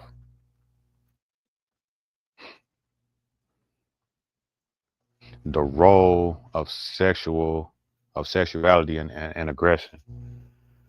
Freud's theories often centered around the powerful influence of sexuality and the aggression of human behavior. He proposed that sexual and aggressive instincts, frequently repressed due to social constraints, influence personality development and psychological disorders. Freud's psychosexual stages, starting from infancy to adulthood, highlight the role of sexuality in personality formation. He considered the unconscious conflict stemming from these instincts as a fundamental in determining one's psychological being. Jung, however, viewed sexuality and aggression as just part of a broader spectrum. While he acknowledged their significance, he also highlighted the role of other aspects, such as spirituality and the search for meaning of life. For Jung, a holistic approach that considered different facets of human experience beyond just sexuality and aggression is uh, crucial in understanding the complexity of human psyche. So yeah, man, Freud was kind of freaked out in his theories, man. I don't know if I understand his sexual or aggressive instincts, frequently repressed due to social constraints.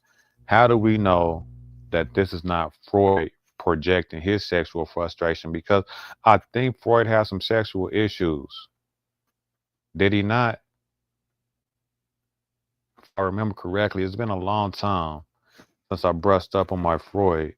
But how we know he's not projecting, right? And this is the whole thing with the soft sciences, is because you have to do like statistical type studies, what I mean, like survey type studies.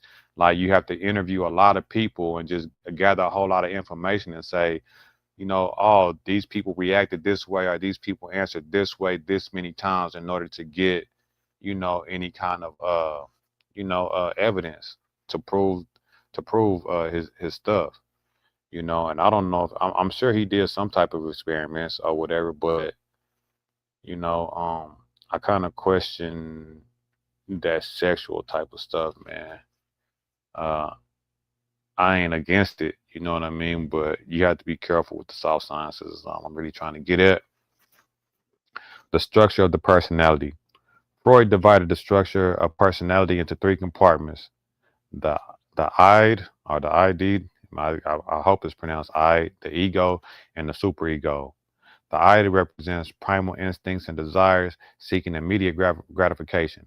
The ego, on the other hand, mediates between the I and the external reality, ensuring social acceptability, ensuring socially acceptable behavior. The superego represents internalized societal values and acts as as a moral compass. So the I, the ego, and the superego.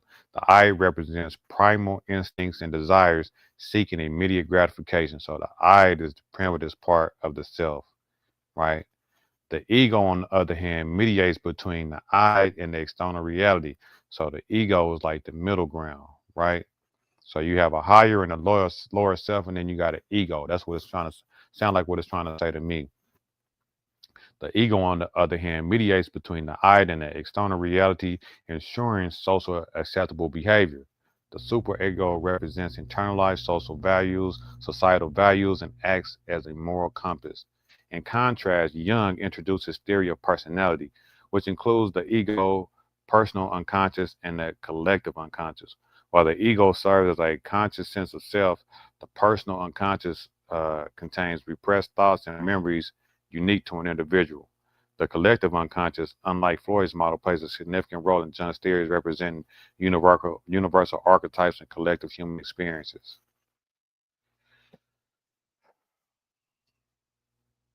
Yeah, I got to go into their works to see how they came to these conclusions. If anybody know how they came to these conclusions, what work that they did in order to come to the conclusions, I would be glad to hear them. But I know some of the experiments that Freud did with his theories. You know what I'm saying? And they uh they worked. You know, using his work. You know, he was able to manipulate the masses, and there's a lot of proof out there.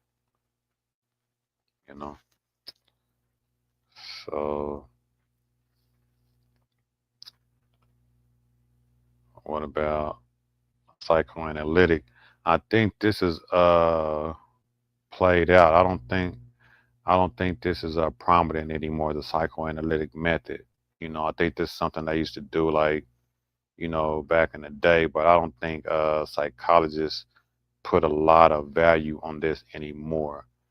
Freud popularized the use of psychoanalysts as a therapeutic method to uncover repressed thoughts and uh, unresolved conflicts from the unconscious. His techniques included free association, dream analysis, and interpretation of slips of the tongue. That's a Freudian slip. Freud believed that by bringing these hidden aspects of the unconscious to the conscious awareness, individuals could achieve psychological healing. Well, don't they just call this something else now? I guess they do still do this. People still use dreams to tell people about themselves. You know, the Freudian slip is still used. Therapeutic repressed thoughts. People use like hypnotherapy, to deal with, repressed thoughts and unresolved conflicts. So I think they just call it another name now. So I'll take that back. I guess they do still use these methods. Jung, however, expanded on Freud's methods and introduced additional tools such as active imagination, art therapy, and exploring spiritual experiences to achieve self realization of wholeness.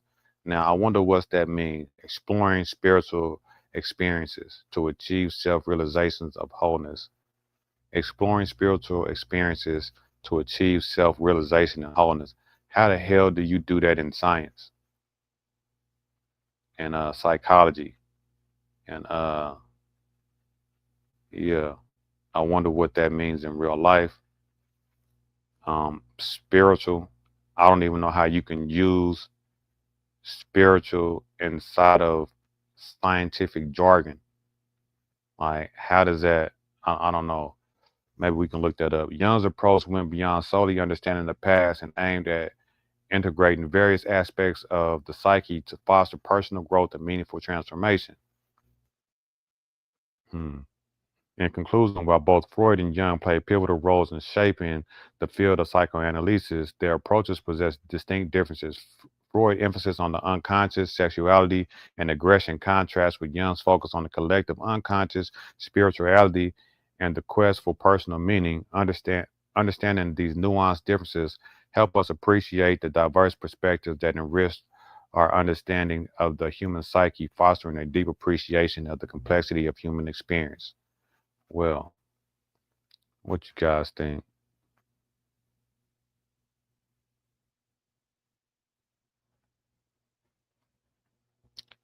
Oh, I see GS is in the building. uh,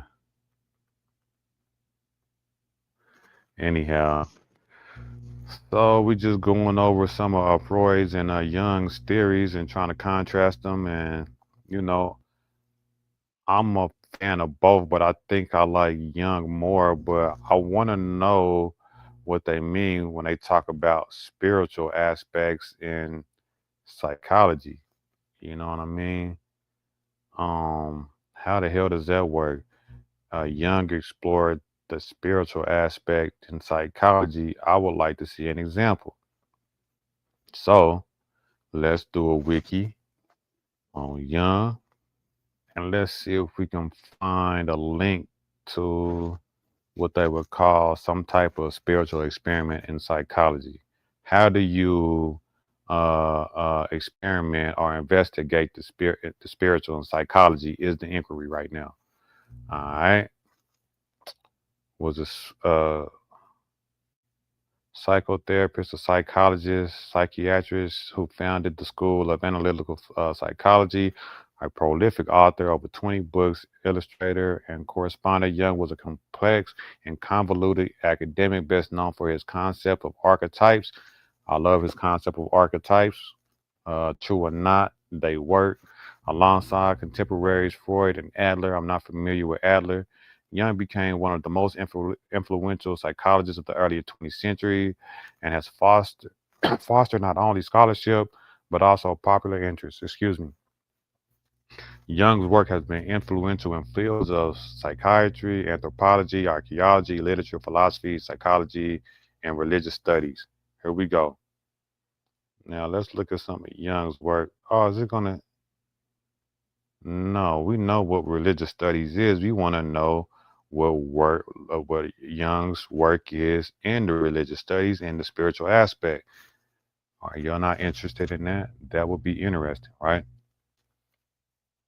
He worked and researched as a scientist in the hospital in Zurich under Edwin some damn body. Jung established himself as an influential mind, developing friendship with Sigmund Freud, founder of psychoanalysis, conducted a lengthy correspondence paramount to the joint vision of human psychology. Jung is widely regarded as one of the most influential psychologists, psychologists in history. All right, anti-Semitism. Here we go. Here's your favorite part, GS. They talk about anti-Semitism. Freud and another contemporary psychoanalysts were Jews facing rising anti-Semitism in Europe. President, come on, let's look at where is his work set? Individuation. All right, we know about that. I think that's with the enemy and the animus and the enemy or something like that, right? That's dealing with Jung's theories, including sync, sync what? Synchronicity. Woo. Archetyp- Archetypal phenomenon, collective unconsciousness, psychological complex.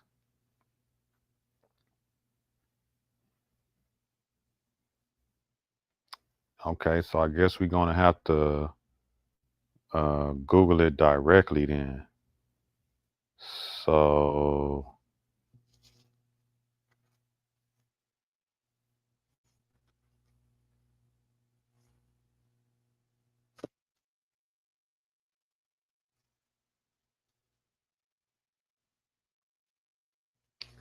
Jung saw spirituality as a fundamental aspect of human nature, not just a religious or mystical phenomenon, but also a psychological one.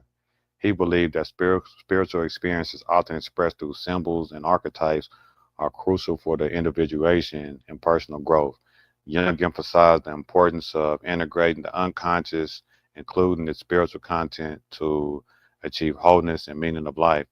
Well, give me an example, damn it. What you mean? You guys with me? Do you guys know about anything that Freud did on the spiritual?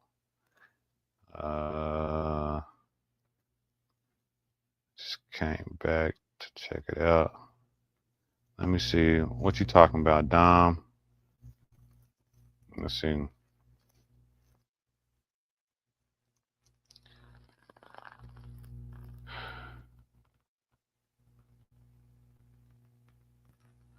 I wonder what clubs were feud and Jung in.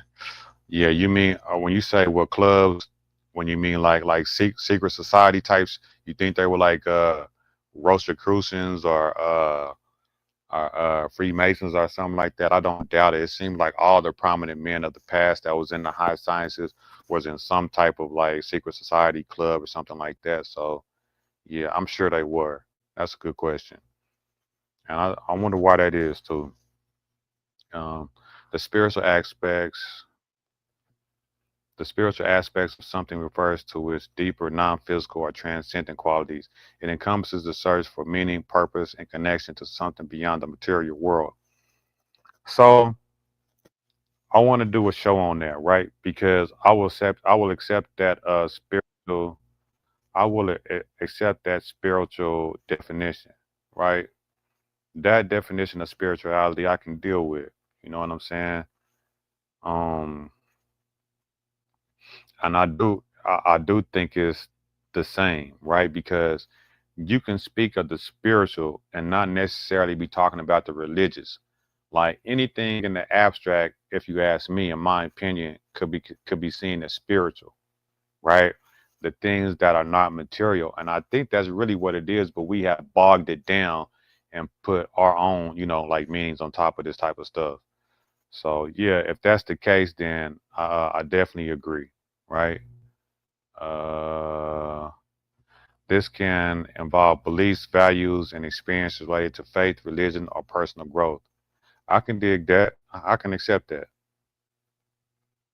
Uh, what is the most important work of Jung? Memories, dreams, reflections. Hmm. I don't know which one is the most important, right? But I like his work on archetypes. I'm not sold on his dream works. I think memories are important too, but I'm not sold on the dreams, right? Um, you can try to sell me on that if you want, but I haven't done a lot of work into it. What's going on, Dom? You doing all right today? I'm doing great, actually. It was my mom's birthday today. It's your birthday? No, my mom's. But thanks. Oh, oh well, congratulations to mom, man. I hope she's doing all right. Did you go visit her today? Me and my brother and my wives went to visit her. We took her out for dinner. Then she wanted to go to the casino. Of course. Did she get to spend some of your money? And she has her own money. She done it all for herself. That's her money. Oh, okay. Well, that's even better. It's even better No, for her. Yeah. definitely. So, you know a little bit about Jung or what? The teachings, yes, very much so. Whether it's Jung or Freud or other characters, whether Manly P. Hall, a lot of them actually, even Edgar Casey's, they're always Yeah. tapping into that unknown stuff. Edgar Casey, he was the one with remote viewing, right? More channeling when you go into those states and Yeah. probably help other people on a spiritual level. Again, question is what is spiritual? Uh-huh. Uh-huh. Yeah, Edgar Casey got some good work, man. I think he got some books too, and he was uh I don't know if he called it I thought he called it remote viewing, but whatever, if you want to call it whatever you want to call it, but wasn't he able to like, like they was like see things into like the military to like he could be somewhere in his house or somewhere else and like have like I guess you could say like out of body experiences, you know what I'm saying, and find stuff that was, were somewhere else, right? Hmm. Yeah, All right, tribe people used to do that. Actually, they would put their children in certain states to see whether or not what kind of gifts that they had, whether right, seeing it through their hawk's eyes or be able to do remote or astral traveling. right. Yeah, man, I think that's really interesting. Have you seen that movie, Men Who Stare at Goats? No, I don't think I have. I'll have to note it, and I think I'll watch it. So it's about remote viewing inside of the military to where this guy he got some funding in order to explore it, right? So this it was based on a true story. George Clooney actually financed this movie himself. I went and got the finances to do it. He wanted to do it, and nobody would finance the movie, so he did it himself. So they kind of mix comedy in it also, and it's about remote viewing in the military, and it's based on a true story. Peace, killer. So yeah, it's pretty good, but it deals on that. So let's go look at some of the stuff on what Jung was dealing with in the spiritual. Let's see what he meant by spiritual. Jung views spirituality as an inherent drive within the psyche, not just a matter of belief or dogma. He believed that spiritual experiences, whether religious or not, emerge from the unconscious and play a vital role in the psychological healing and development. Development. In what way? Give me this. Give me some, man. We need to go look at his works, man.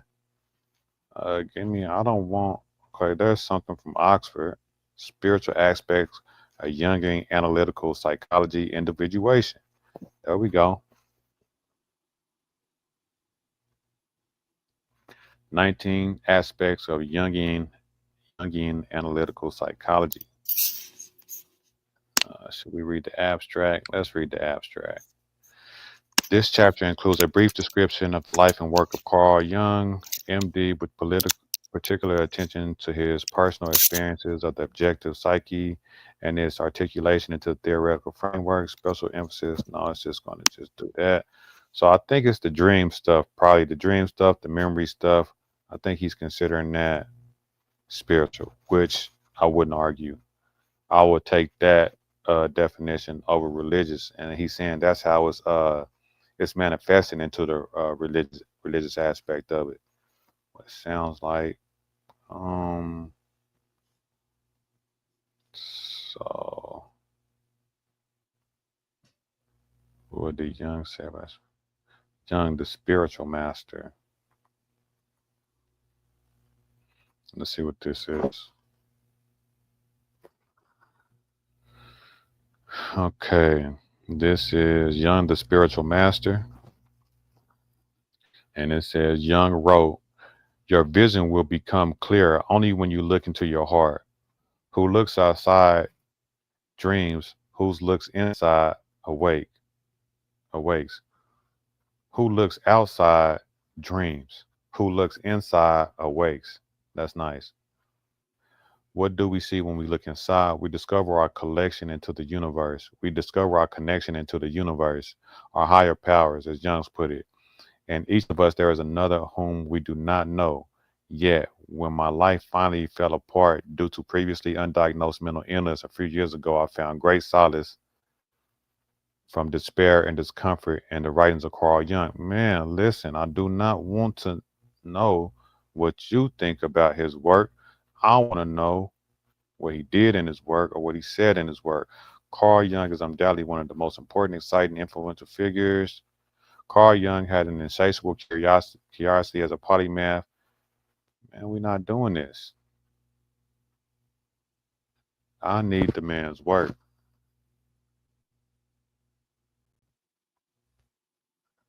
We might have to watch a video because we already went over that. The collector exploring the intersection with Jung's analytical. He believed religion, myth, symbolism, expresses collective unconsciousness. Let's see what the collector has to say. Hmm.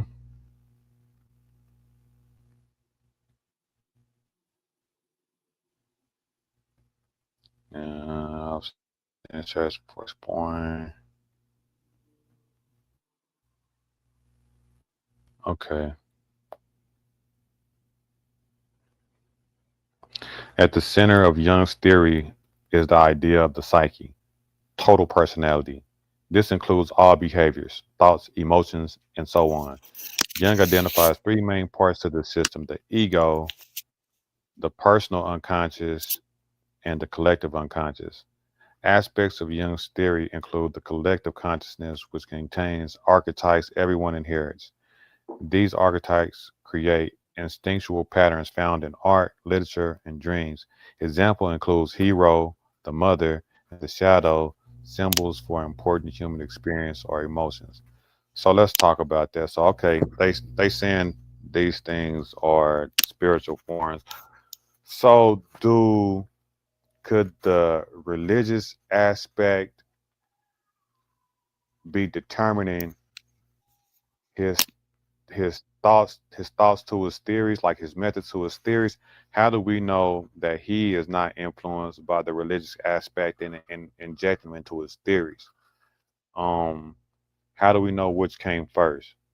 So was it that Young were was it that people, you know, um had the archetypes first, or did people create religion and the religion is what preceded the archetypes, right? And we have these common themes in religion and we just keep manifesting them, or was the archetypes first? What you think, Dominic? Because I'm not for sure. Yeah, I would go ahead. I would think that I don't know. I can actually see it both ways because these common themes. Yeah, because when you have things like the mother, you know what I'm saying, like the knight in shining armor, like the Joker or the Jester, all these type of things. These are constructs first, right? So I think humans have to come up with these things first and then project them into our literature. Mm, I don't I don't think that that means that they are less important though. Regardless how they came into the psyche, I believe that they are there. You know. Well, I think a lot of them are, we've been conditioned. So a lot of the human aspect, the behavior, a persona or personalities, those are usually ruled by what's called daemons, as people use it. It's like a computer term, but really we are running like a computer. Hmm. So just studying human behavior at that point, and one's persona, you know, when a person thinks the many I am, I'm a father, I'm a male, those are behaviors that we engrave ourselves. So those are the many masks that we wear. So it kind of surface level awareness. But once Indeed. people start breaking through all of that, then they can start seeing Hmm. things beyond that. Then what am I then if I'm not these personas? Right. Um, I wonder if indigenous people, right, that are not conditioned as we are, have the same archetypes. But whenever you look at the really old iconography, whenever you look at the old idols and stuff like that, you would think so because what are the oldest idols? You know, the woman, you know what I'm saying? The mother, the Trinity, man, woman, and wife. Um, yeah, like the oldest iconography we have is these archetypal symbols, and I think that's what he's getting at. Um, yeah, so maybe so. So if I think about it off top, these are But all things around the world that are on man's mind. But I guess also whenever you think about it too, whenever you go back that far in antiquity, what else is there? You know, whenever you go to primitive man and you don't have all this technology and you don't have all the luxuries, you know, the main thing about life is, you know, family, you know, things that you don't know become God, I believe. So we will have these common themes, you know. That don't mean they're any less important though, if they man-made or if they are innate to man. So what a common I want stream to would be, find.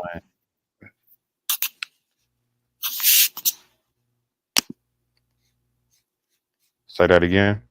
I was going to say the common theme or stream of when we look back at our ancestors, language What you has say, Dom? evolved.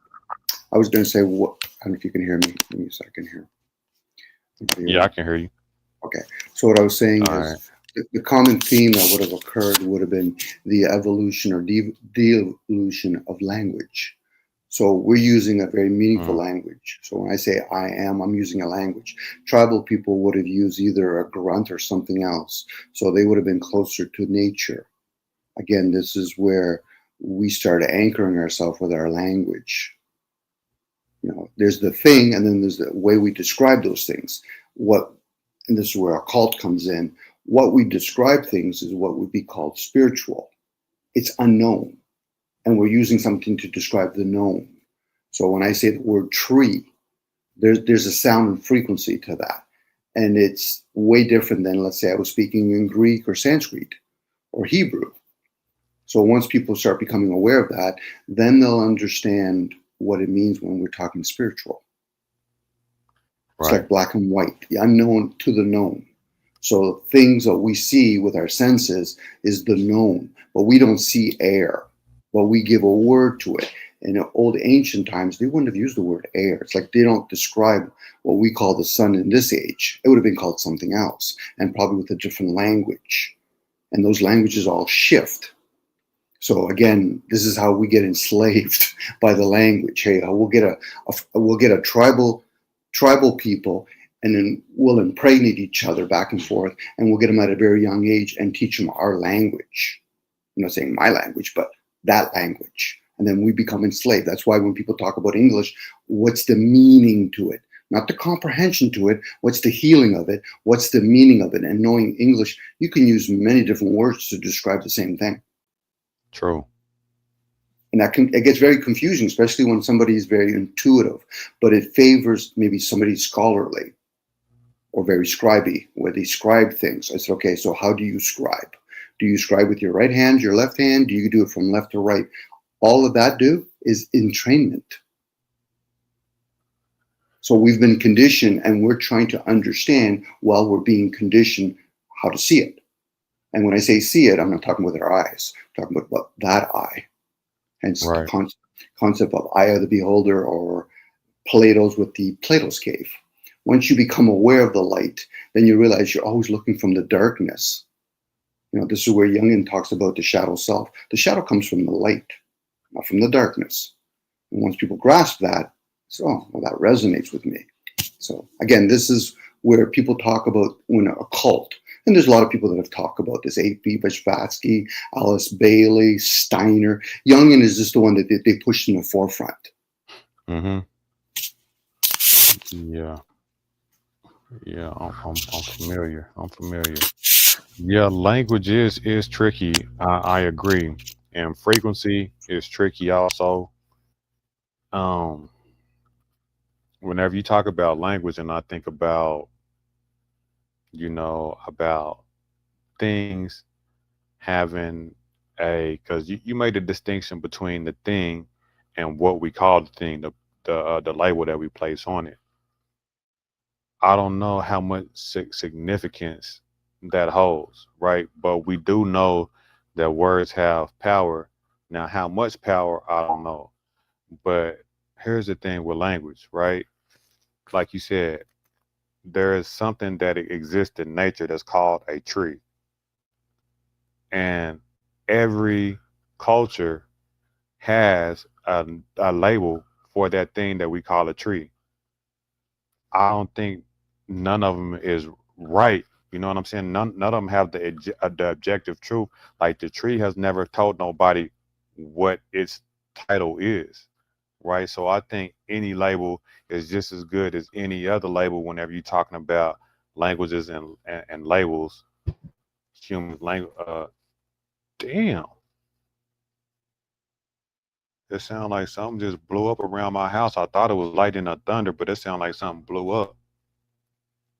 Could you hear that? Sure, I didn't hear that, dude. Sorry. Goodness. But yeah, that's what I would say about, what we call things and what things truly are. Because I have thought about that before too. Like, man, our language is messed up because we don't even know what things really are. We just call them anything, but that's what everybody in history has always done. Like you said, people started with grunts and stuff like that. But if the thing don't tell you what it is, then you have a right to call it whatever the hell you want. So are we saying that one culture's language has more power than another culture's language? That's what people seem to think, but I don't know if that's true. And if it is true, how do we make that determination? How do we qualify that? Well, you would tap into at that point, or for some people, symbology, because we use many different words to describe the same thing. So if I look at Like say me and you are chilling and we're in the kitchen. I said, okay, I see the fridge. I see the white fridge. I see the white fridge inside the kitchen. None of those words exist there. But we're describing the same thing. So then somebody comes in the same room and say, dude, I'm going to speak Latin. Or another person says, I'm going to speak Hebrew. Does it confirm or denounce any of the words that we do to describe that? We associate the things. We're like a dog associating the things. So somebody calls me Dominic. We're chilling at the flea market. All of a sudden, I hear somebody in the background saying Dominic. I don't turn around because I know there's a bunch of Dominic, but I hear a tonality to it. I turn around. It's my mother. So we also associate to the sound to words. And we experience way more in thoughts than we do in the physical plane. But most people get so caught up in their senses, they think, well, yeah, I'm seeing all this. I say, but every word, every letter has its own energy to it. That's like even with numbers. But we play the plug and play, 1 + 1 = 2. I said, but what's the energy between the 1 plus and the other one equals 2? We're not trained that. We're trained more or less from a schooling point of view. And then we forget, oh, so I don't actually see language. No, you don't. And then what they do an even more indoctrination. They introduce the written work. Right. And that's challenging. That's challenging for a lot of people because they don't realize in that program, they got many defense and attack. They're going to defend themselves to no end. I'm like, okay, but how does it serve you at that point? Because they're not even really pondering what thoughts are at that point. Absolutely. I think the conscious and thoughts have been pondered about a lot in history and in science, philosophy, and it's just one of those things that we have to leave to the what we would call spiritual. You know, some people say supernatural.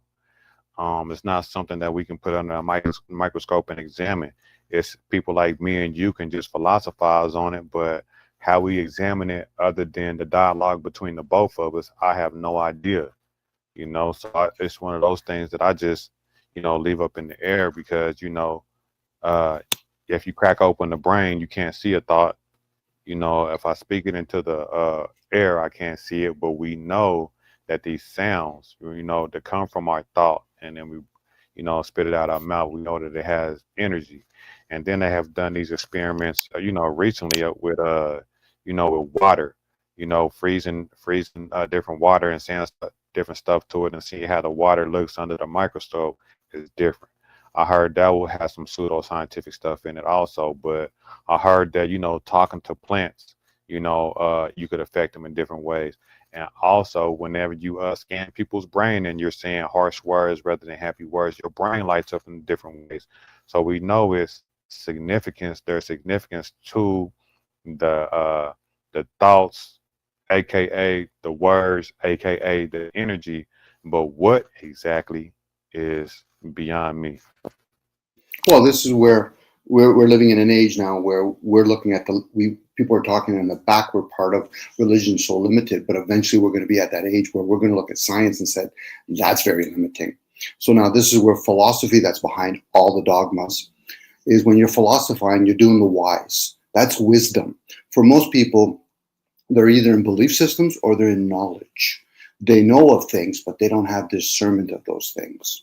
So for somebody to say, Dom, I know that I call that a tree. I said, but do you have a discernment that you don't see the word that you're describing on that object? I'm even using another word to describe it, object. So at that point, once they go beyond knowing thyself, then they become the observing, and then you realize you're living in a material realm that you're using many words to describe it, and in many ways.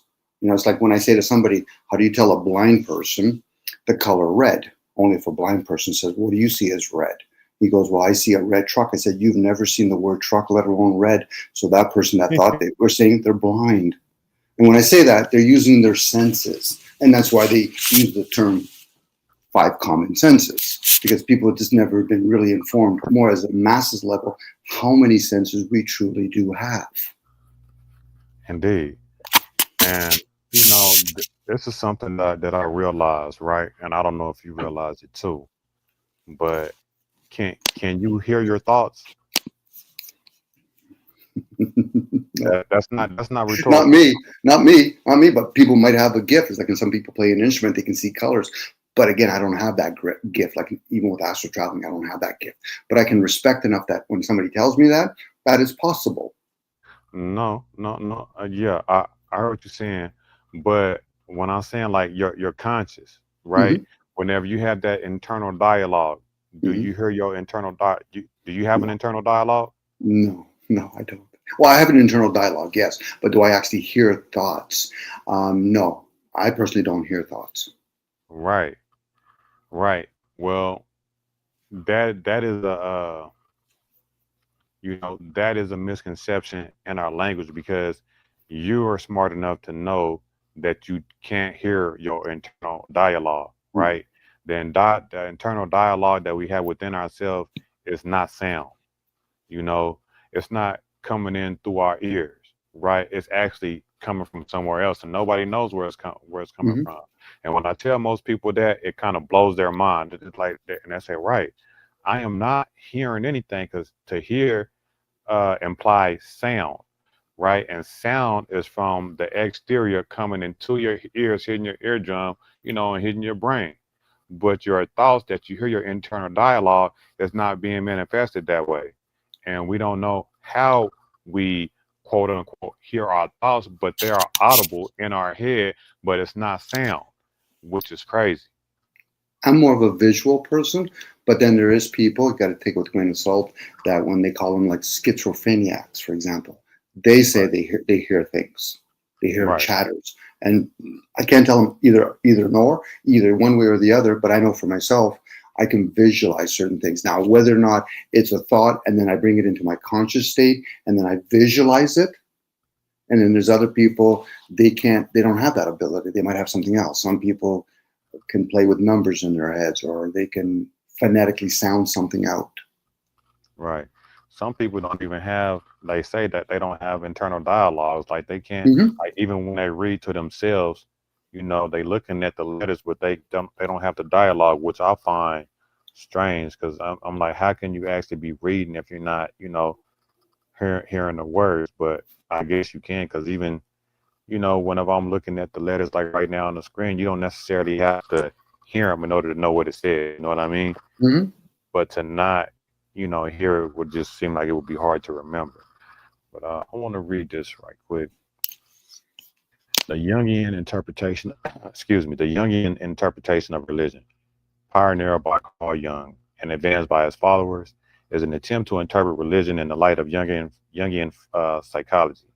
Unlike Sigmund Freud and his followers, Jungians tend to treat religious beliefs and behaviors in a positive light, while offering psychological reference to traditional religious terms as soul, evil, transcendence. That's interesting.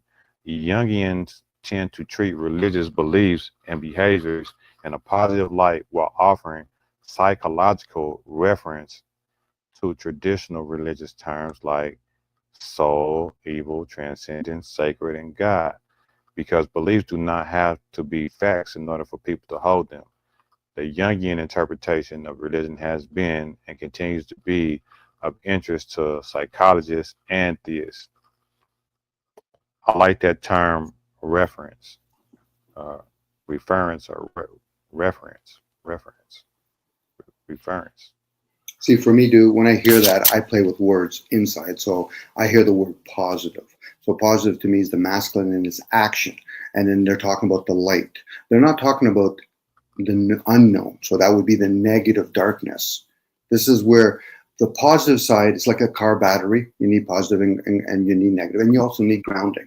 So when they're talking, we have to understand their lingual. And for some of them, they understand when they're putting those words together. It's kind of like when we talk about elements. When you have an element chart, it's when you start putting two different elements to go together, it has different results. So when people put words together, like a word like, say, conspiracy theory or construct or anything with the RE and then again or remember and all that kind of stuff. So again, when I hear positive light, they're talking about what's in the light, what things that the conscious senses can pick up. Now, if they were going to say something negative, they would probably be talking about something in the unknown. This is why when people play with the idea of black and white, That's magic. They're talking about the unknown in the known, how the unknown manifests itself into the known. Order comes from chaos. Well, what is chaos? Chaos is all the information's there. But how does it manifest into the known, through the conscious state? So humans have one ability, animals have another ability, plant kingdom might have another ability, but we get so caught up thinking, well, we can speak. I said, yes, but do you understand the sounds and frequency when you speak? Most people don't.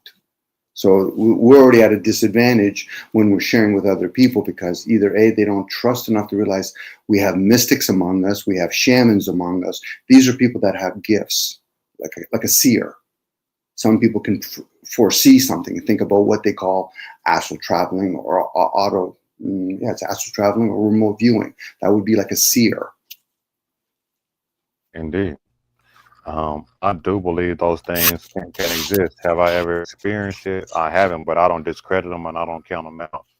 I would love to have an experience like that. I do believe that there are things that we can't fathom. I don't think science can ever know everything. I don't think man can ever know everything. You know what I'm saying? I think there's going to be some things out there that, man can never know of and can never figure out, and I'm okay with that. Well, it'd be like me saying, I love track. I like Usain Bolt. I want to be able to run under 10 seconds. That's not going to happen. Right. It's just not going to happen no matter how much effort I do. Unless I put some robotic legs on me, not going to happen. But I can at least respect another human being's ability. Absolutely. And I've also seen things that I couldn't explain through like science and stuff like that. I don't automatically attribute it to the supernatural. My thing is, and like you said, I like to play with words too. So when people say stuff like this, the supernatural, there is nothing to anchor it into reality too. I don't believe there's anything outside of nature. Even whenever we see something that we can't explain and we don't have traditional words for it, it doesn't have to be outside of nature, right? Because to me, if something is outside of nature, then it don't exist. Everything is within nature. Just because we don't understand it, don't mean it's supernatural, right? So that's how I like to see things. So I don't have to deal with the magic and the spiritual, because even I believe that the spiritual is part of nature too. Just because it's not physical and it is some other type of material that we're not familiar with, don't mean it's not natural or of this realm or of this earth. I think everything that we can experience is a part of nature one way or the other.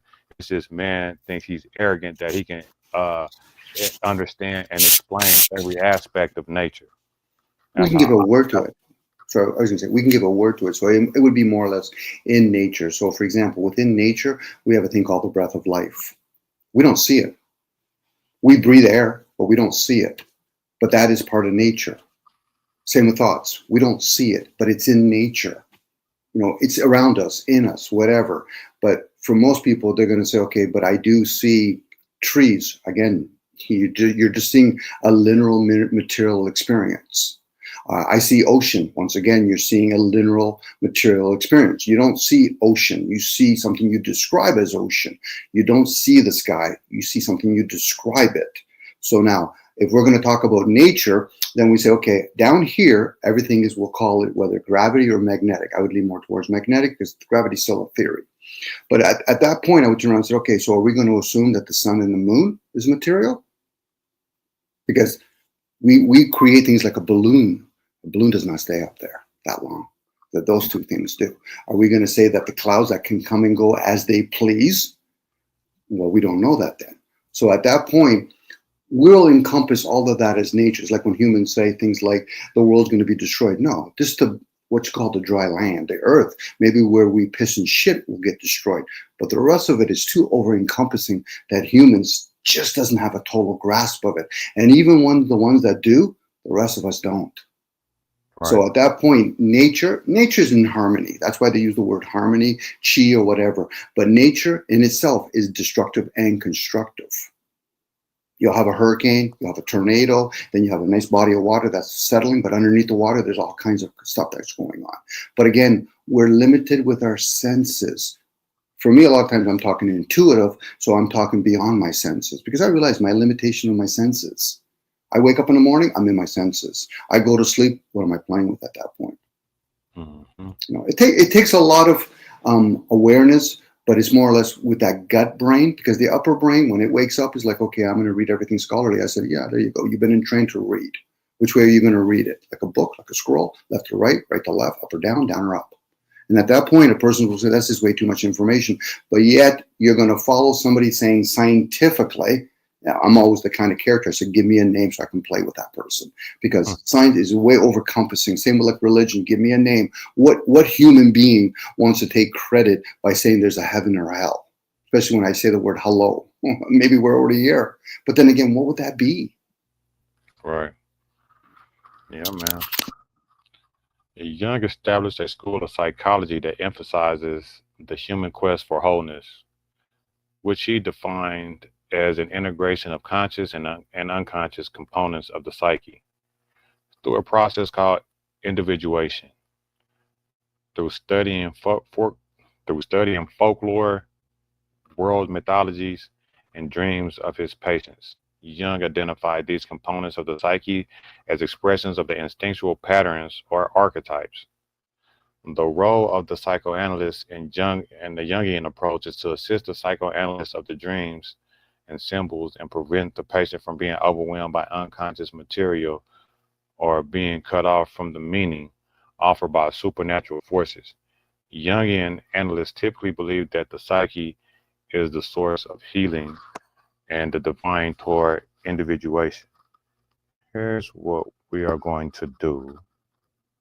All right. Let's do.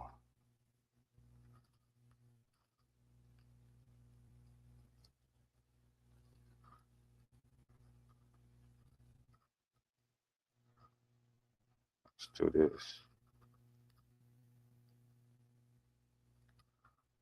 Let's see if we can. Let's do this.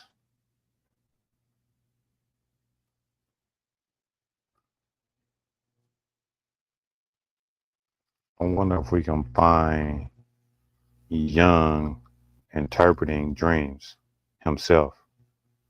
I would be interested in seeing that. I wonder if we got some video, some old video of Jung doing this thing. I think we do. Have you ever witnessed Jung doing his dream analyst?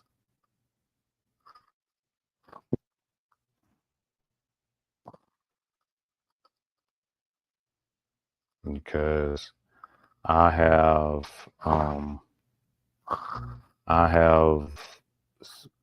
seen people claim that they can interpret dreams, and this is not original to Jung, right? Because you got people back in biblical times called them visions, interpreting visions and dreams, so this is not new to Jung. This is not an original concept. So I don't see nowhere where Jung himself, you can predict the future, 1957. So let's check out this, what Jung is talking about on this. In the time before Reformation, people dreamt of the great change. And that's the reason why such great transformation. Learn to speak in cadence. In the time before Reformation, people dreamt of the great change. And that's the reason why such great transformations could be predicted. If somebody has been clever enough to see what is going on in people's mind, in the unconscious mind, would be able to predict it. For instance, I have predicted the Nazi rising in Germany through the observation of my German patients. Yes. They had dreams in which the whole thing was anticipated. Years before Hitler came in the year 1919, I was sure that something was threatening in Germany, something very big and very catastrophic. And I only knew it through the observation of the unconscious. In the time before. Learn to speak in cadence. In the time. Learn to speak in cadence. When you speak in cadence, and I do it, is people listen, they have time to process what you're saying, but they can also attach the emotion that goes with it. The cadence is not just seductive, it is powerful. And a lot of executives don't know how to use it. They just, I've been to presentations where people just let go. They're not even listening to what's being said. And yet somebody begins to talk to them in cadence and says, this is our offer. It is not final, but for the moment, it is our best offer. Now you're paying attention. You're paying attention not just to what I said, but the emotion behind it. That's a lot better to say, well, this is not our last offer, but we learn to speak in cadence. When you In the time before Reformation, people dreamt of the great change.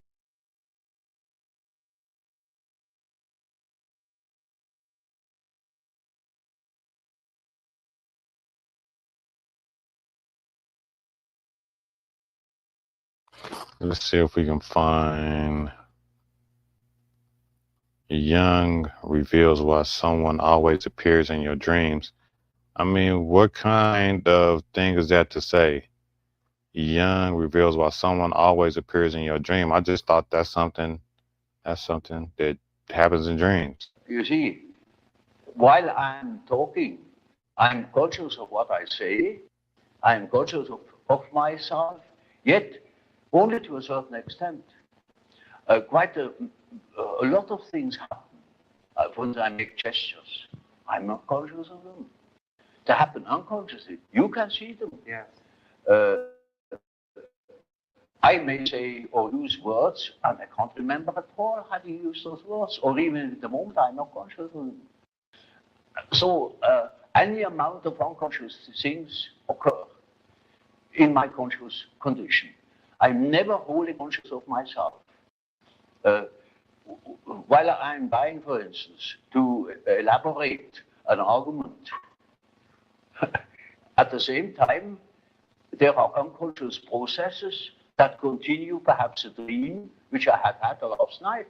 They keep showing up in your dreams, that one person, again and again. Why? Carl Jung believed there's a reason for that in his theory of synchronicity.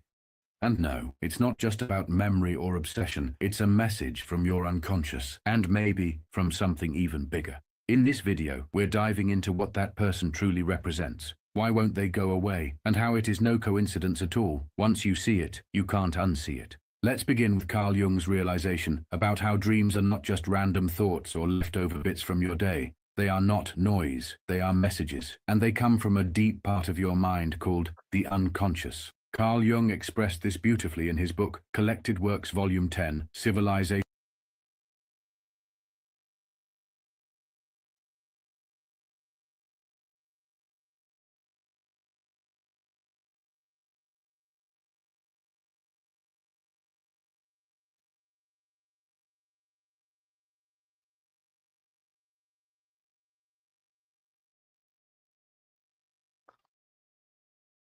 Fundamental concepts such as the archetype and the anima and the animus. Now, another concept or idea that seems to be a very interesting one in your work is the persona.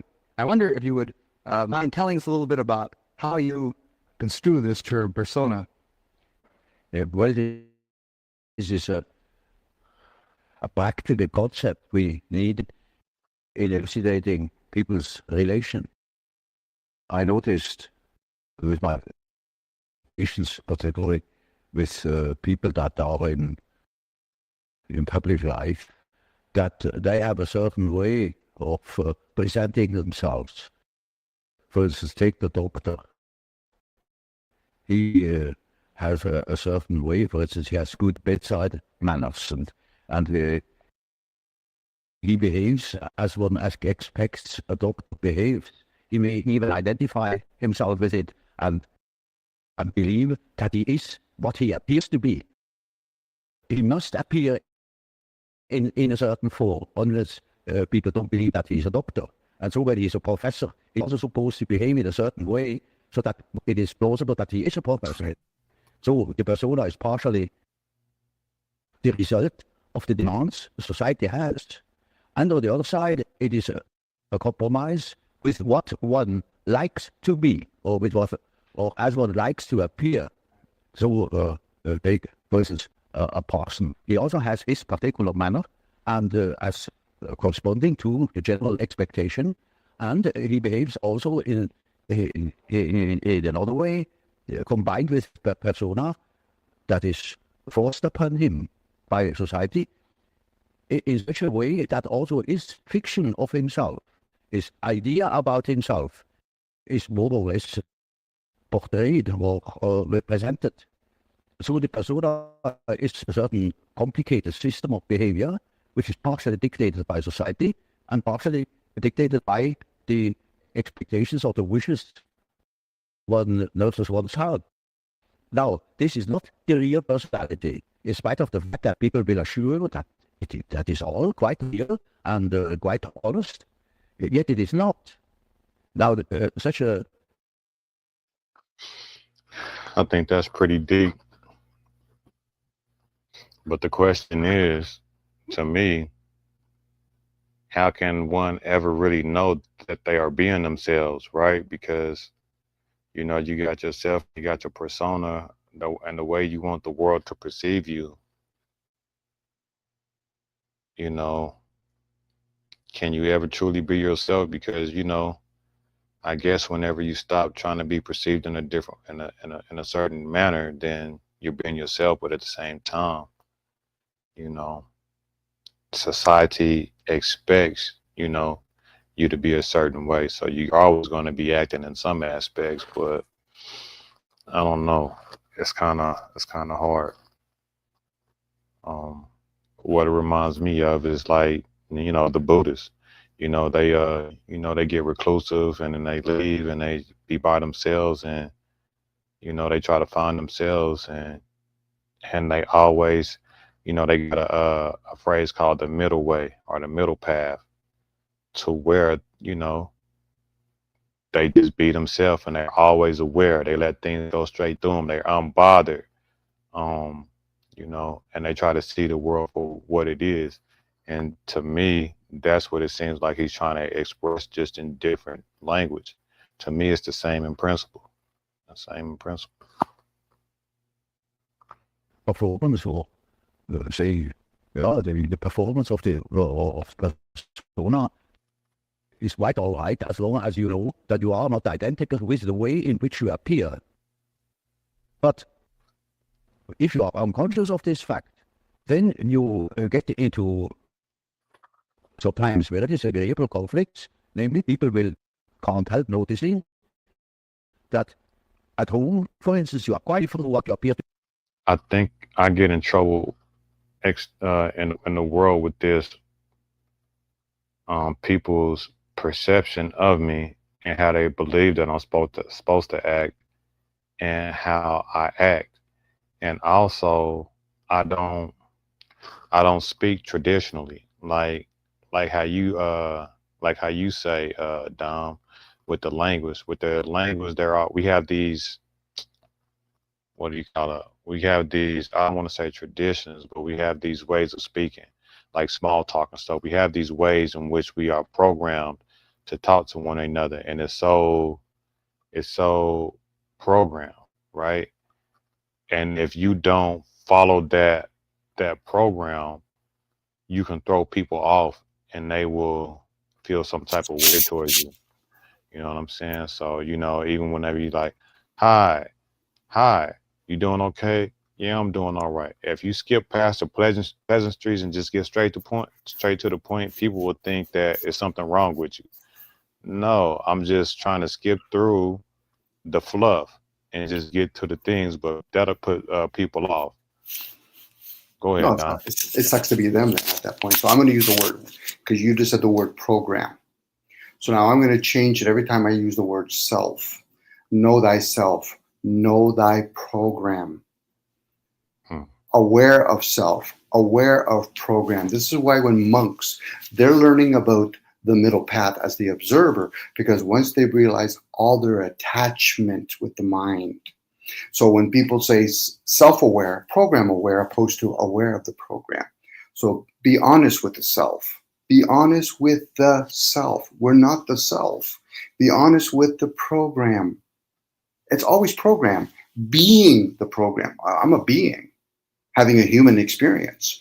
But what's the self? The self is the program. Now, when people talk about know thyself, there's two different things going at once, the knower and the self. It's kind of like me talking to AI. AI, what are you? Are you the computer? No, I'm not, Dom. So, okay, you're not the ego. So are you the thing behind the program? No, I'm not the internal program. So you're the ongoing program. Yes, that's all you are. See, the knower is the program that's running the other program. This is where we talk about the subconscious and the conscious state. All our senses are languages. And at that point, we're communicating with ourselves. Can all our senses be misled? Yes, they can. I could look with my eyes and see something up in the sky, and somebody says, Dom, that's a hologram. I could be tasting something that I think is sugar. No, Dom, that's been manipulated. So that's not sugar. So that tells me all my senses are very suspicious. All my senses. I'm not saying I am the senses. Those are mine to play with. Always find it funny when people argue with each other. I'm like, okay, so do you see it through that person's senses? Well, no. Then what are you arguing about? They're projecting their perception. Once you become aware of that, then you start playing the middle path, not the left-hand path or the right-hand path. One's the me, the other one's self-sacrificing, opposed to middle path. You just observe it for what it is and say, that's interesting. I'm playing with words. Now, I'm not going to learn all the different languages, so that tells me the one that I'm using right now is a program. But then again, colors is a language, numbers is a language, all my senses are language, then I can play with body languages. We have so many different languages going at any given moment. When I say languages, we're receiving information. And a lot of that, what we receive is not even us consciously receiving it. It's like a virus. I'm picking up viruses, not even aware of it. So therefore, I go to school to be entrained with certain words, but I'm picking up all the other words by just being around other people. And then you start using slang. You know, think about how many times we use slang words to describe things. Mm-hmm. Yeah, man. And then on top of that, it's like the different layers of reality. You know what I'm saying? You write the words and the way to receive information is one layer, right? The many different aspects, like you said. Like I'm receiving all this information on my senses, and like you said, I agree with you, and that can be interpreted as language, right? The information that you receive with your eyes, the information that you receive with your touch, all your senses, right? Mm-hmm. And then they with also your hair. say, You can even receive with your hair. With your right. hair. And then the aspect of what they say, like that we made of like atoms, like literally.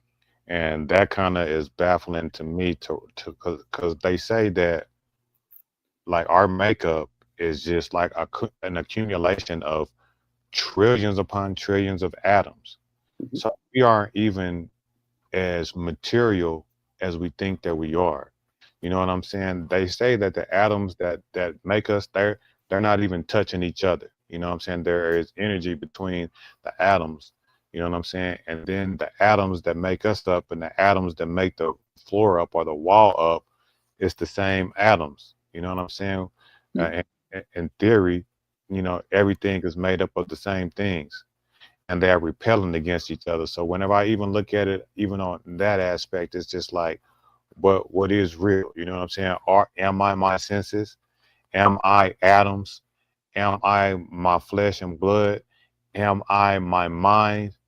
Am I, you know what I'm saying? Like, what the You're fuck? breaking it down. You're breaking it down well. You know? This is why when you had said earlier, people are expecting me to, and the word comes out so smoothly, act a certain way.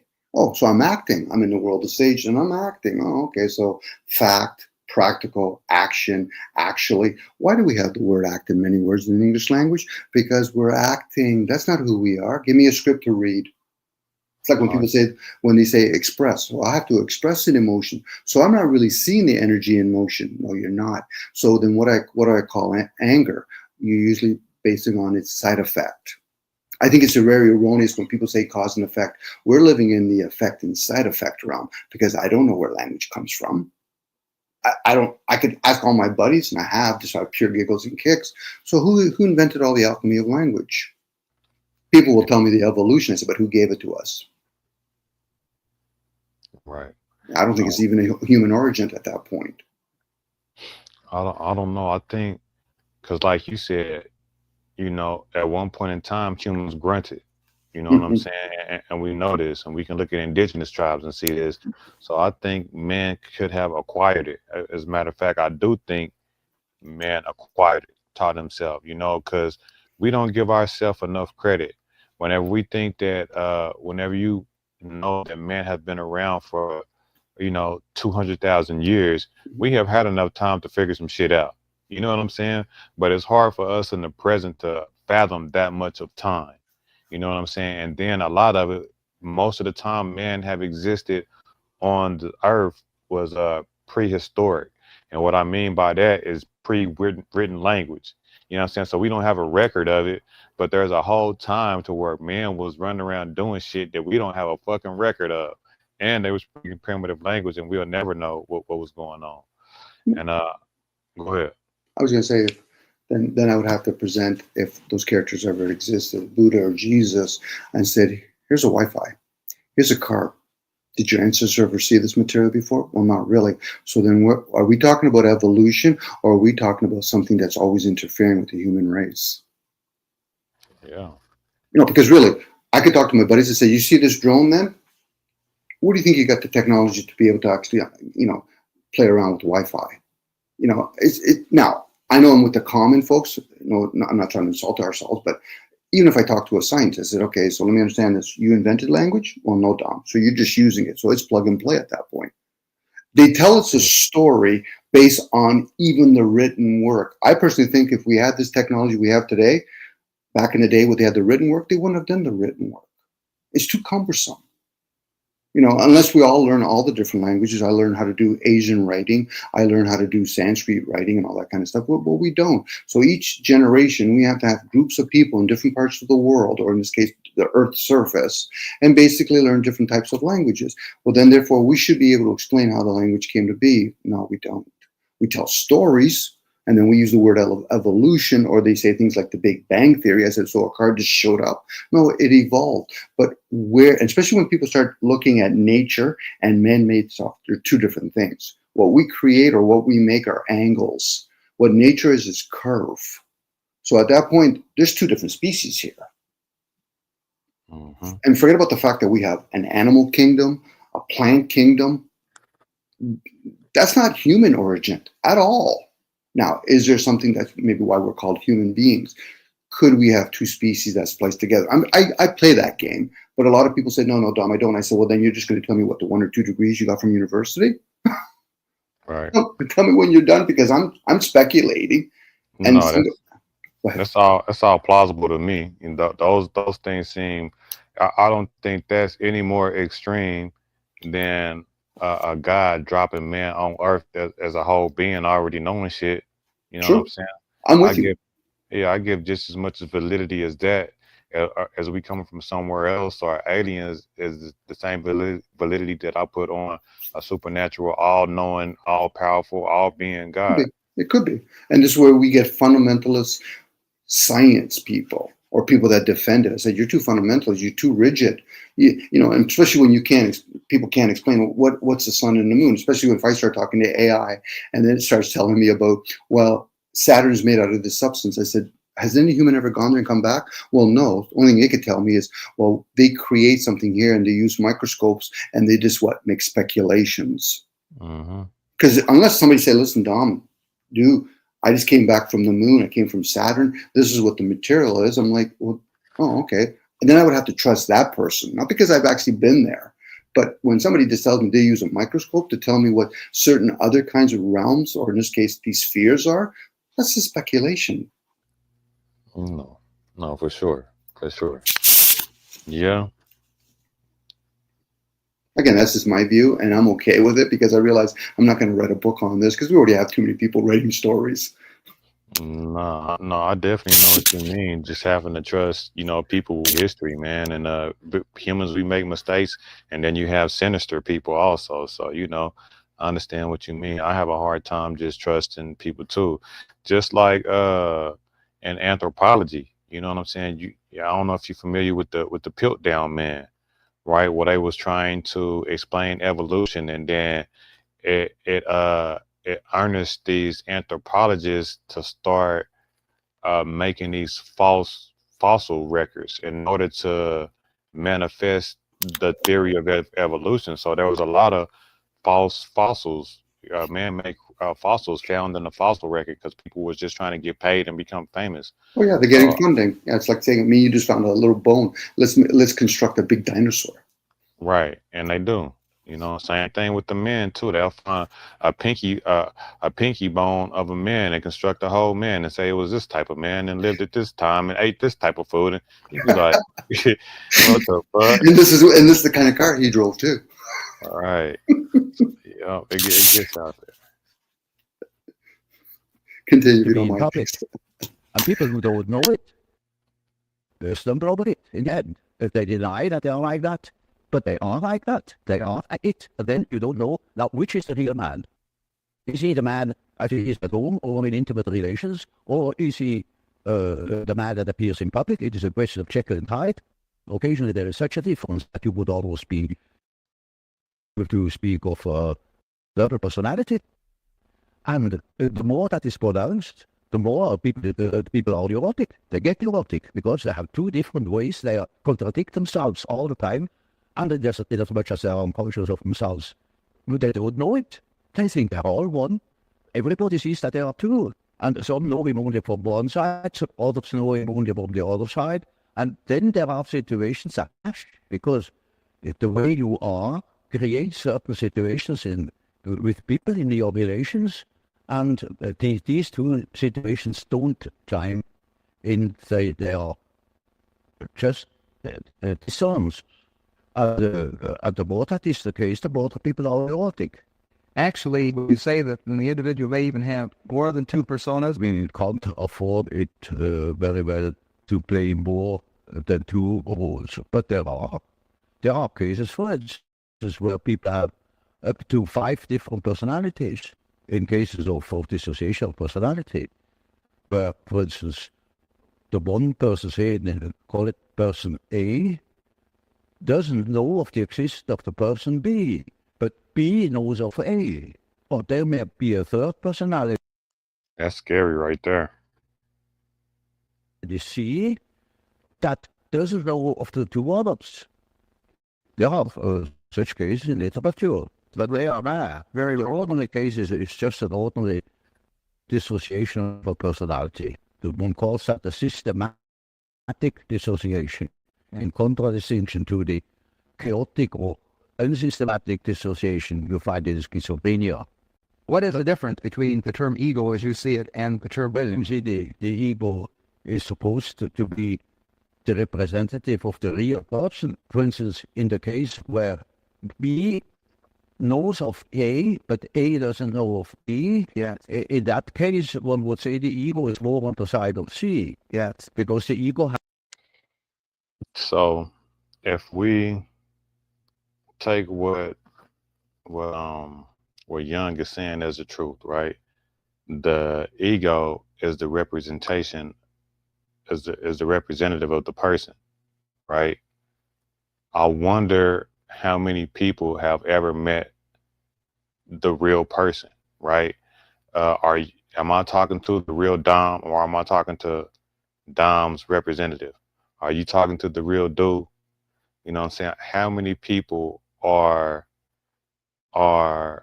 um are free of their ego, right? How many people in this world don't put their ego first, or is the ego necessary to have?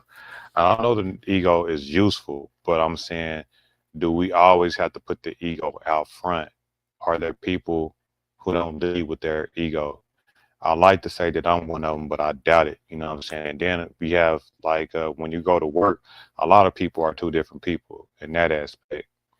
I don't know if we can put that in the same category as what he is speaking to, but whenever he speaks of the ego being the representative of the self, I wonder how many people can operate or do operate without the ego and just their whole self all the time. Well, we form a lot of attachment. So the ego would come in a form of, I'm a man. I'm a light-skinned man. I'm a dark-skinned man. I'm a father.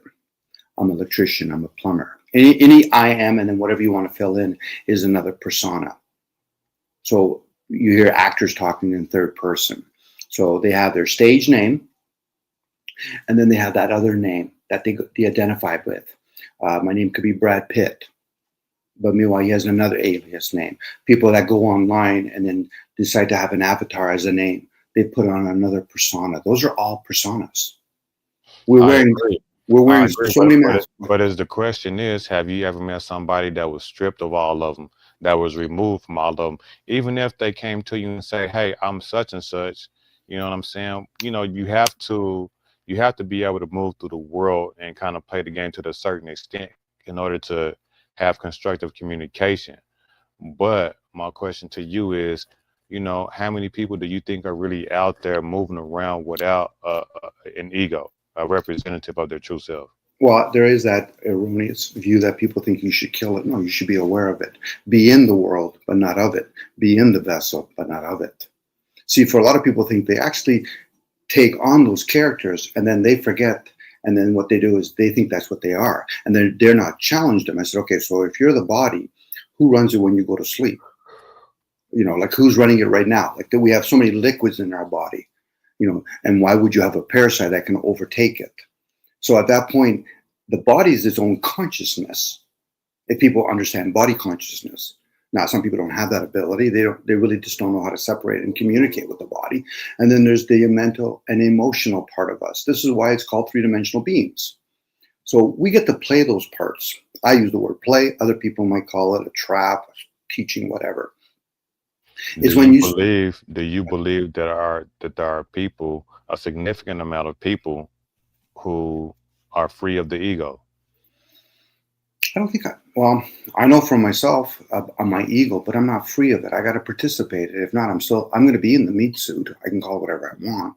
I have Yeah, to participate. I already granted you that. Like, we have to play the game to some extent, but I'm saying, like, do you believe that, you know, like, I believe like the monk is supposed to be like free of the ego. You know what I'm saying? They have reached this certain height of enlightenment. I think that that's what that is.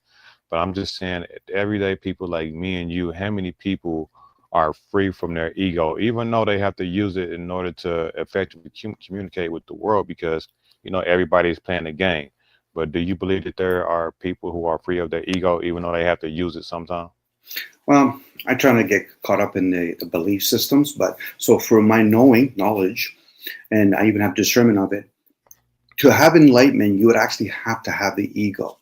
To be in enlightenment, to be in the light with man, the mind, image. Now, are we the darkness, the essence to those things? Yes. But most people aren't going to become aware of that. They're so entrapped in the material realm, hence the evil realm. They're so caught up in it that they can't even question it for themselves, but they'll spend a lot of time defending and attacking it. I said, so therefore you've been programmed. So that's what I'm saying.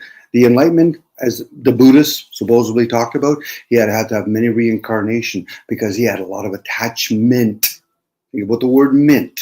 Same government, entertainment, amusement. There's a reason why the word mint's there, because we're in that realm. So it's not a big accomplishment when somebody says, I want to get out of the ego, but I want to have enlightenment. I said, no, you're just going right back into it then. You know, go back to the light. Okay, so I am in the light. Light is this consciousness. I'm able to use my eyes to see things. But a lot of things that's running my vessel is in the unknown. And it's there to serve. But Whenever you that's talk, challenging. Go ahead. whenever you talk about acting and words and things of that nature, it reminds me of, you know, like the concept the concept, or not the concept, but I guess you could say that, like the manifestation of the abstract, Yes. right? Hmm. So, like for instance, government, right? There's no government in nature, right? But what people did is come up with the construct government, thought it out in their mind, wrote it down on paper, and now we are acting out government, right? We have a brick and mortar, right? We have people in robes, judges, politicians, police officers. Like we have a whole system, and we even talk about government like it's something un and unto itself, as if it's not something that we're just, acting. It's a satire, it's a play, Hmm. but we take it serious, and it has a real life effects on the world. So people say social government is a social construct. Yes, it is a social construct, but it also have real life consequences in the real world also, because we are bringing it into existence, right? We are acting as if it exists, and it's written on our hearts. If you have a paper, we have a brick and mortar, we have manifested it. So no, you won't find it in nature, but it's like a social contract. Everybody agrees to it, so it's real. That's what a social construct is. And then we defend it and attack it. Think about wars. I got to defend my flag. Okay, it's the same reason why you're going to attack another person's flag. So at that point, and you're an old being, by the way, Dave, where people use words and then they use their energies to enforce it. So behind government is humans, behind religion is humans, behind any kind of dogma is human factor. Now, the being part is the one that fuels it the most. The human part is just a tool. So now at this point, when a person says, okay, Dominic, you hear people say things like, I had a near-death experience. I said, oh, really? Do you understand what the word death really means in the tarot card? Well, not really. It means transformation. So when somebody says, I had a near-death experience, they had a near transformation. So you transform yourself from one lifespan to another lifespan. So that's why I always tell people, as pure giggles and kicks, they can speculate all they want. If you treat another human being with disrespect, karma's a bitch. You treat another man that's light skin or dark skin, you'll come back the next time as that person. You treat a woman with disrespect, you become a woman. And you keep learning the cycle. You treat an animal with disrespect. Here you go. How about you be a dog for at least one or two cycles? Now, some people don't value that because they're caught up in belief systems. Those are the folks that turn around and says Socrates and Jesus did or didn't exist. I said that's all you can apply. It's a belief system. But if there was teachings left by them, because both of them didn't write anything, you could actually value the teachings and have discernment. But only thing you can do with names is have a belief system, because there's no way I can prove a guy like that existed or didn't. Now, somebody said, Dom, I wrote it down. I said, okay, so now we're talking factual information. Who wrote that information down? And are they still alive that I can to judge whether or not they're trustworthy or not? Well, not really. I said, so now you're telling me a story. And that's where the concept of history comes from, pen and paper. Indeed. Now, once people become aware of that. Complete knowledge. I'm sorry. No, go ahead. No, go ahead. He is a split of personality. Now, you also use the term self.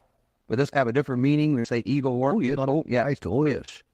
You see, when I say self, then you mustn't think of I, myself, because it's only your empirical self, and that is covered by the term ego. Yes.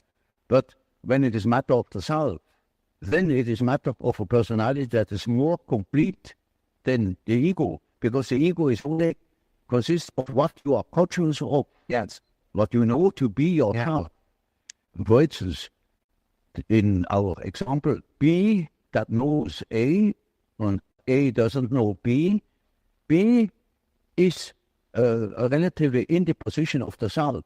Namely, the self is on the one side the ego, on the other side the unconscious personality, which is in the possession of everybody. Very often it's just the other way around, that the unconscious is in possession of consciousness. But that is a different case. Now, you see, while I am talking, I'm conscious of what I say, I'm conscious of myself, yet only to a certain extent. Quite a lot of things happen. For instance, I make gestures. I'm not conscious of them. They happen unconsciously. You can see them. I may say or use words, and I can't remember at all having used those words, or even at the moment I'm not conscious. So any amount of unconscious things occur in my conscious condition. I'm never fully conscious of myself. While I'm trying, for instance, to elaborate an argument, at the same time, there are unconscious processes that continue, perhaps a dream which I had last night, or a part of myself thinks of God knows what, or of a trip I'm going to take, or of such and such people I have seen, or when I am at the... All right. Well, you got any last words, Dom? I got to kick back for a minute before I lay it down. I'm finna put something in my belly. I'm starving. I haven't eaten the whole time. I've been on for like, what? You go ahead, feel your belly. I was already eating, actually. So, again, thank you, dude. And I really appreciate all the stuff that you share. No problem, man. Let's do it again. I appreciate you for stopping by. Enjoy. Later.